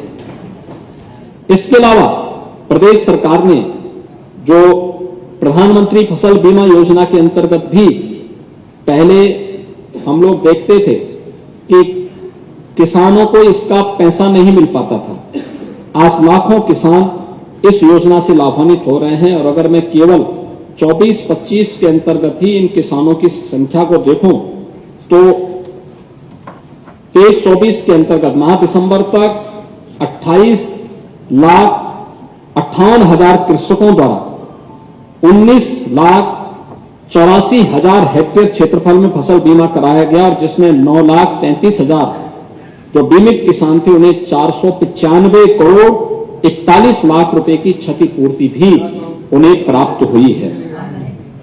गन्ना किसानों के लिए 16-17 में जो गन्ना किसान का जो क्षेत्रफल था, जो गन्ना किसान का था, वह 20.54 लाख हेक्टेयर था, आज वह बढ़कर के 29.66 लाख हेक्टेयर बढ़ा है। और आय से औसतन 370 रुपए प्रति क्विंटल की दर से उन्हें यह धनराशि भी उपलब्ध हो रही है। महोदय, 16-17 में गन्ना उत्पादक किसान प्रति हेक्टेयर 72 टन प्रति हेक्टेयर वह पैदा करने की सामर्थ्य रखता था, आज वह 24-25 में उसकी जो पैदावार हुई है वो 85 टन प्रति हेक्टेयर हुई है, यानी उसमें वृद्धि हुई है। और मुझे बताते हुए प्रसन्नता है कि 17 से अब तक जो हम लोगों ने 45-46 लाख गन्ना किसान हैं, इनको 2,73,000 करोड़ रुपए से जो रिकॉर्ड गन्ना मूल्य है, ये गन्ना मूल्य का भुगतान भी गन्ना किसानों के खाते में गया है। अगर मैं इसको कहूं तो 2017 के पहले 22 वर्ष में जितना गन्ना मूल्य का भुगतान आप लोगों ने किया है उससे ज्यादा है। 7 वर्ष में हम लोगों ने उससे कई ज्यादा, यानी लगभग ये 60,000 करोड़ रुपए अधिक भुगतान गन्ना किसानों को मात्र 7.25 वर्ष में अब तक किया गया है। 120 चीनी मिलें वर्तमान में क्रियाशील हैं और इनकी जो पेराई क्षमता है यह लगातार बढ़ाई गई है। 3 नई चीनी मिलें 17 के बाद लगी हैं, 6 चीनी मिलों का पुनर्संचालन किया गया है, 38 चीनी मिलों का विस्तार हुआ है और लगभग 1,25,000 जो लोग हैं उनके साथ प्रत्यक्ष या अप्रत्यक्ष रूप से इसके साथ रोजगार के साथ जुड़े हैं। इसके साथ ही 285 नई खांडसारी इकाइयों की स्थापना के लिए इसके माध्यम से 41,800 लोगों को प्रत्यक्ष और अप्रत्यक्ष रोजगार प्राप्त हुआ है, यह भी किया गया है। इथेनॉल उत्पादन में 42 करोड़ से बढ़कर के 23-24 में बढ़कर के 177 करोड़ लीटर आज उत्तर प्रदेश के अंदर इथेनॉल का उत्पादन हो रहा है। सिंचाई और बिजली की निःशुल्क व्यवस्था उपलब्ध होने के बाद 14 लाख से अधिक निजी नलकूपों में बिजली बिल माफ किए गए हैं और 31 सिंचाई परियोजनाओं के पूर्ण होने से 22,75,000 हेक्टेयर की अधिक सिंचन की क्षमता भी इसके माध्यम से अर्जित की गई, जिसके माध्यम से 46,69,000 कृषक इसके माध्यम से सीधे सीधे लाभान्वित हुए हैं। महोदय, इसके अलावा मध्य गंगा नहर परियोजना फेज 2, कनहर सिंचाई परियोजना, महाराजगंज में रोहिन नदी बांध ये पूर्ण होने पर 4,74,000 हेक्टेयर क्षेत्र में सिंचन के अतिरिक्त क्षमता सृजित होगी और इसके माध्यम से 6,77,000 किसान इसके माध्यम से लाभान्वित होने वाला है। महोदय, इसके साथ ही पीएम कुसुम योजना में हम लोगों ने 2024 में जो किसान हैं उन लोगों तक अब तक यानी 2023 तक हम लोगों ने लगभग 82,000 किसानों को सोलर पैनल उपलब्ध करवाए हैं और इस सत्र में 53,000 से अधिक किसानों के सोलर पैनल उपलब्ध करवाने की कार्रवाई को भी सरकार आगे बढ़ाने जा रही है, जिससे उन्हें सुविधा उपलब्ध हो सके और सरकार इन सभी कार्यक्रमों को आगे बढ़ा सके। महोदय, इसके साथ ही सरकार ने स्वास्थ्य और चिकित्सा शिक्षा के क्षेत्र में भी बहुत बड़े कदम बढ़ाए हैं। 2017 के पहले यानी आजादी के पहले जो मेडिकल कॉलेजेस खुले थे उनको लेकर के 2017 तक केवल गवर्नमेंट स्तर पर 17 मेडिकल कॉलेज प्रदेश के अंदर बन पाए थे और आज मुझे बताते हुए प्रसन्नता है कि 75 जनपद हैं। सभी 75 जनपदों में एक मेडिकल कॉलेज बनाने के कार्यक्रम को सरकार आज पूरे उस पर आगे बढ़ा चुकी है। इसके परिणाम भी सरकार के सामने आए हैं। सरकार ने जो इस क्षेत्र में व्यापक परिवर्तन किया है आज उसी का परिणाम है कि सरकार इन सभी कार्यक्रमों को आगे बढ़ाने का काम कर रही है। जो पूर्वांचल में इंसेफ्लाइटिस से मौतें होती थी, पांडे जी आप तो सिद्धार्थनगर से आते हैं और सिद्धार्थनगर वह जनपद है जिसमें सर्वाधिक मौतें होती थी, मासूम बच्चे मरते थे जापानी इंसेफ्लाइटिस और एक्यूट इंसेफ्लाइटिस सिंड्रोम से। आंदोलन केवल हम लोग करते थे, आप लोग आंदोलन में आप लोगों को कोई मतलब ही नहीं था और कभी सदन में भी इस मुद्दे को रखने की फुर्सत भी नहीं थी। हम लोग सड़क से सदन तक इस लड़ाई को लड़ते भी थे और जब अवसर मिला तो इसको पूरी तरह उन्मूलन कर दिया हम लोगों ने। इंसेफ्लाइटिस महोदय, एक्यूट इंसेफ्लाइटिस में 85% और जापानी इंसेफ्लाइटिस में 99% की कमी आई है। आज किसी घर में भय नहीं है कि 9 की बीमारी आएगी। अब लोग पूरी तरह इससे आश्वस्त हैं। डेंगू में 17 की अपेक्षा डेंगू में मृत्यु दर में कमी आई है लगभग 95%। मलेरिया 17 की तुलना में 24 में 56% की कमी आई है और अब प्रदेश के अंदर हम लोग 1 डिस्ट्रिक्ट 1 मेडिकल कॉलेज को प्रभावी ढंग से आगे बढ़ाने लगभग 6-7 जनपद हमारे ऐसे बचे हैं जिन पे हम लोग अब फाइनल रूप से आगे बढ़ाने की कार्रवाई को आगे बढ़ा रहे हैं। हर जिले में आज डायलिसिस की सुविधा हो चुकी है। हर जिले में लोगों को ब्लड बैंक की सुविधा और ब्लड एफएसएस की सुविधा वहां मिल सके, प्लेटलेट्स की सुविधा प्राप्त हो सके, यह कार्यक्रम भी वहां के आगे बढ़ाया जा रहा है। आयुष्मान भारत में सर्वाधिक गोल्डन कार्ड बनाने वाला राज्य उत्तर प्रदेश है और आयुष्मान कार्ड यानी इसको बनाने वाला तो है ही, साथ साथ जिन लोगों के आयुष्मान कार्ड में आच्छादन नहीं थे उन लोगों के लिए मुख्यमंत्री जन आरोग्य योजना में भी उन्हें आच्छादित करने का काम किया है। एमबीबीएस की सीट को अगर आप देखेंगे तो जो 17 में 1990 थी, आज वो बढ़कर के 5250 हुई है। निजी मेडिकल कॉलेजेस में सीट की संख्या 2550 से बढ़ के 6550 हुई है। राजकीय क्षेत्र में पीजी सीट्स की संख्या 2017 में तो 741 थी, आज वो बढ़कर के 1871 हुई है और निजी क्षेत्र के मेडिकल कॉलेजेस में 17 की तुलना में 480 से बढ़कर के 2100 हुई है। इसके अलावा सरकारी मेडिकल कॉलेज में सुपर स्पेशलिटी की सुविधा भी उपलब्ध करवाने की कार्रवाई की है, इसमें सीट्स भी बढ़ी हैं। एसजीपीजीआई में 8 नए विभाग के कार्य भी प्रारंभ हुए हैं। आईआईटी कानपुर में भी 500 बेडेड एक सुपर स्पेशलिटी चिकित्सालय के निर्माण की कार्रवाई के लिए राज्य सरकार भी उसमें योगदान दे रहा है, जिसमें school of medical research and technology इस कार्य को भी पूर्ण करने में राज्य सरकार पूरी सुविधा उपलब्ध करवाने का काम कर रही है। महोदय, इसके अलावा रोजगार के लिए सरकार ने जो कार्य किए हैं, इसमें 7.5 लाख से अधिक सरकारी नौकरी सरकार ने उपलब्ध करवाई है। आप पेपर लीक की बात कर रहे थे, आपके समय में तो उत्तर प्रदेश लोक सेवा आयोग रहा हो या अधीनस्थ सेवा चयन आयोग या उत्तर प्रदेश शिक्षा आयोग, माध्यमिक या उच्च शिक्षा आयोग, ये सभी में ही धूल लग चुका था। इन आयोगों की या इन बोर्डों की छवि क्या थी और प्राइवेट लिमिटेड कंपनी के रूप में काम करती थी, लेकिन आज पारदर्शी तरीके से नियुक्ति की प्रक्रिया को न केवल आगे बढ़ाया जा रहा है बल्कि नकल माफिया की कमर भी तोड़ी जा रही है और नकल माफिया की कमर तोड़ते हुए युवाओं के जीवन के साथ खिलवाड़ करने वालों की संपत्ति कुर्क करने, जब्त करने और उन्हें आजीवन कारावास की सजा उपलब्ध करवाने के लिए सरकार पूरी प्रतिबद्धता के साथ कार्य कर रही है। हमने एमएसएमई सेक्टर को जो आगे बढ़ाया, एमएसएमई सेक्टर से 2 करोड़ से अधिक रोजगार सृजित हुए हैं। प्रदेश के अंदर 15 लाख करोड़ रुपए के निवेश के प्रस्ताव को जमीनी धरातल पर उतारने का परिणाम था कि 60 लाख नौजवानों को सीधे सीधे नौकरी मिली है। और इसके अलावा हमने अब नए बजट में हम जो घोषणा करने जा रहे हैं वह आउटसोर्सिंग से या संविदा के कर्मचारियों को न्यूनतम मजदूरी को बढ़ाने की बड़ी क्रांतिकारी घोषणा होने जा रही है, बहुत बड़ी घोषणा होने जा रही है, जिसको हम उसी में करेंगे। मैंने मुख्यमंत्री युवा उद्यमी स्कीम के बारे में पहले ही आपको बताया है। इसके अलावा प्रदेश के अंदर आज जो हमारे पास जो चीजें आई हैं, इसमें बहुत सारी चीजों को हम लोगों ने, मैं पहले भी इसका उल्लेख कर चुका हूं और महोदय इसका परिणाम क्या है, यानी रिजल्ट आज हम सबके सामने है और वह यह कि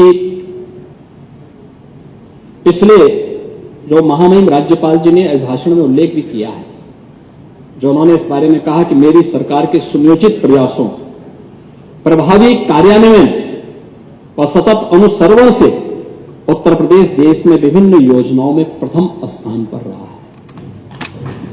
जो आपके समय में पीछे से प्रथम स्थान पर रहता था, आज क्रम से प्रथम स्थान पर उत्तर प्रदेश है। किसमें? एक पर्यटन में, धार्मिक, आध्यात्मिक और सांस्कृतिक आयोजनों और पर्यटकों को आकर्षित करने में आज उत्तर प्रदेश शीर्ष स्थान पर है। आप मुझे गत वर्ष ही 65 करोड़ लोग आए थे और महाकुंभ का आयोजन अकेले एक ऐसा आयोजन है जहां 65 करोड़ श्रद्धालु आ चुके हैं।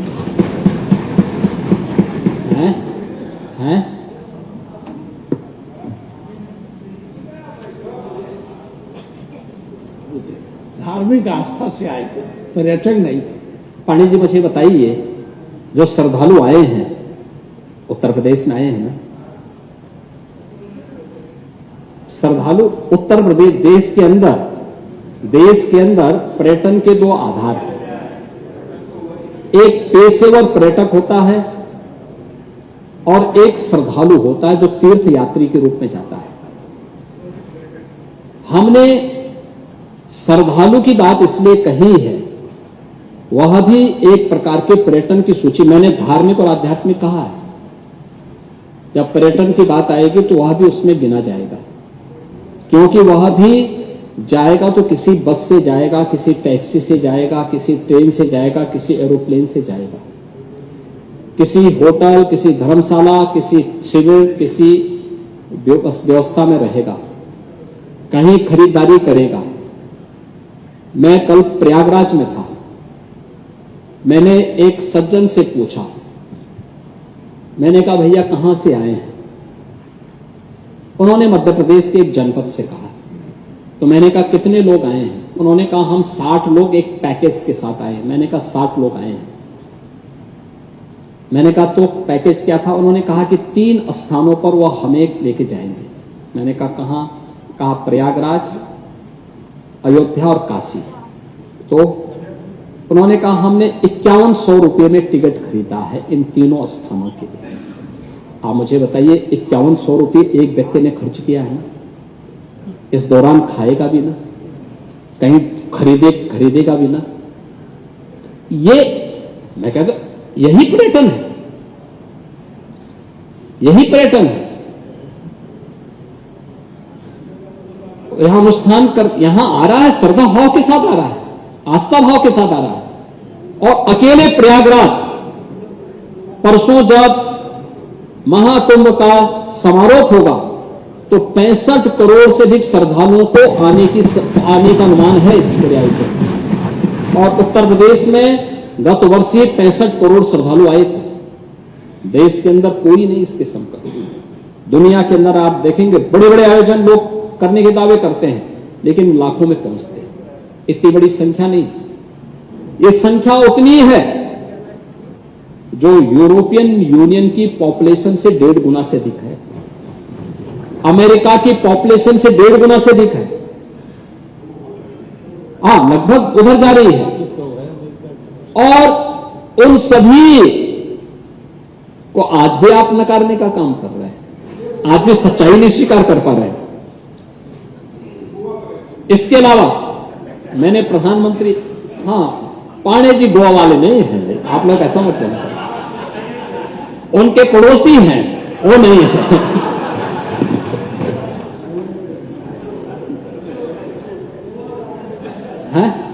गोवा राज्य में जाते हैं आपके बगल वाले ना, वही जिनकी तरह इशारा कर रहा है।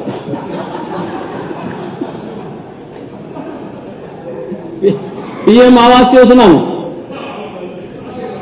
ग्रामीण हो या शहरी, इन स्कीम में उत्तर प्रदेश नंबर 1 पर है। प्रधानमंत्री उज्ज्वला योजना में उत्तर प्रदेश नंबर 1 पर है। पीएम स्वनिधि योजना में उत्तर प्रदेश नंबर 1 पर है। स्वच्छ भारत मिशन में उत्तर प्रदेश नंबर 1 पर है। महिलाओं के प्रति अपराध में सजा दिलाने वाले राज्यों में उत्तर प्रदेश नंबर 1 पर है।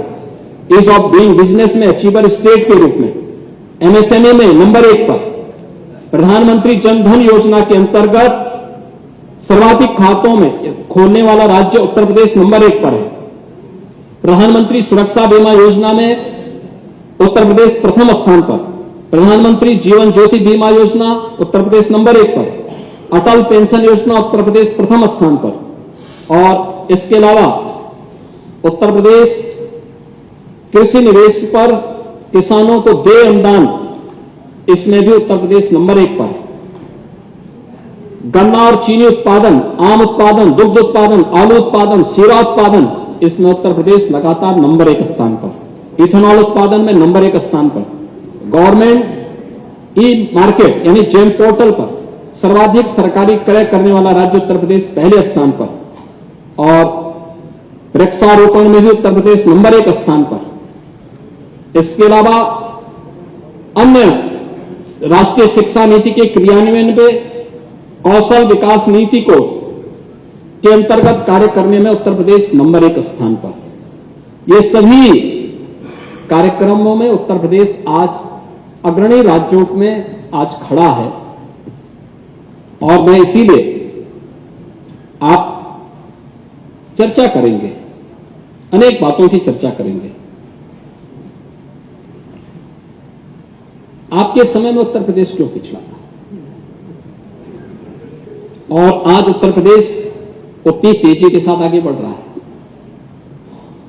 उसका कोई कारण तो होगा। और उसमें मैं आपसे केवल एक बात कहना चाहूंगा कि समस्या के बारे में सोचने से, एक चिंतक ने बहुत अच्छी बात कही कि समस्या के बारे में सोचने पर बहाने मिलते हैं, समाधान के बारे में सोचने पर रास्ते मिलते हैं। जिंदगी आसान नहीं है, बस खुद को मजबूत बनाना पड़ता है। उत्तम समय कभी नहीं आता, समय को उत्तम बनाना पड़ता है। और डबल इंजन की सरकार ने समय को उत्तम बनाया है।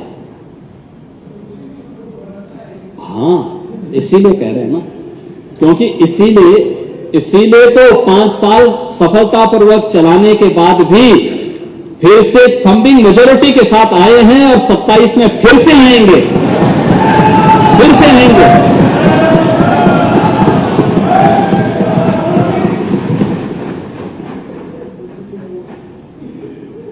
और इसीलिए मैं आप सबसे कहना चाहूंगा कि कुंभ के बारे में आपकी जैसी दृष्टि थी वैसी सृष्टि नजर आई।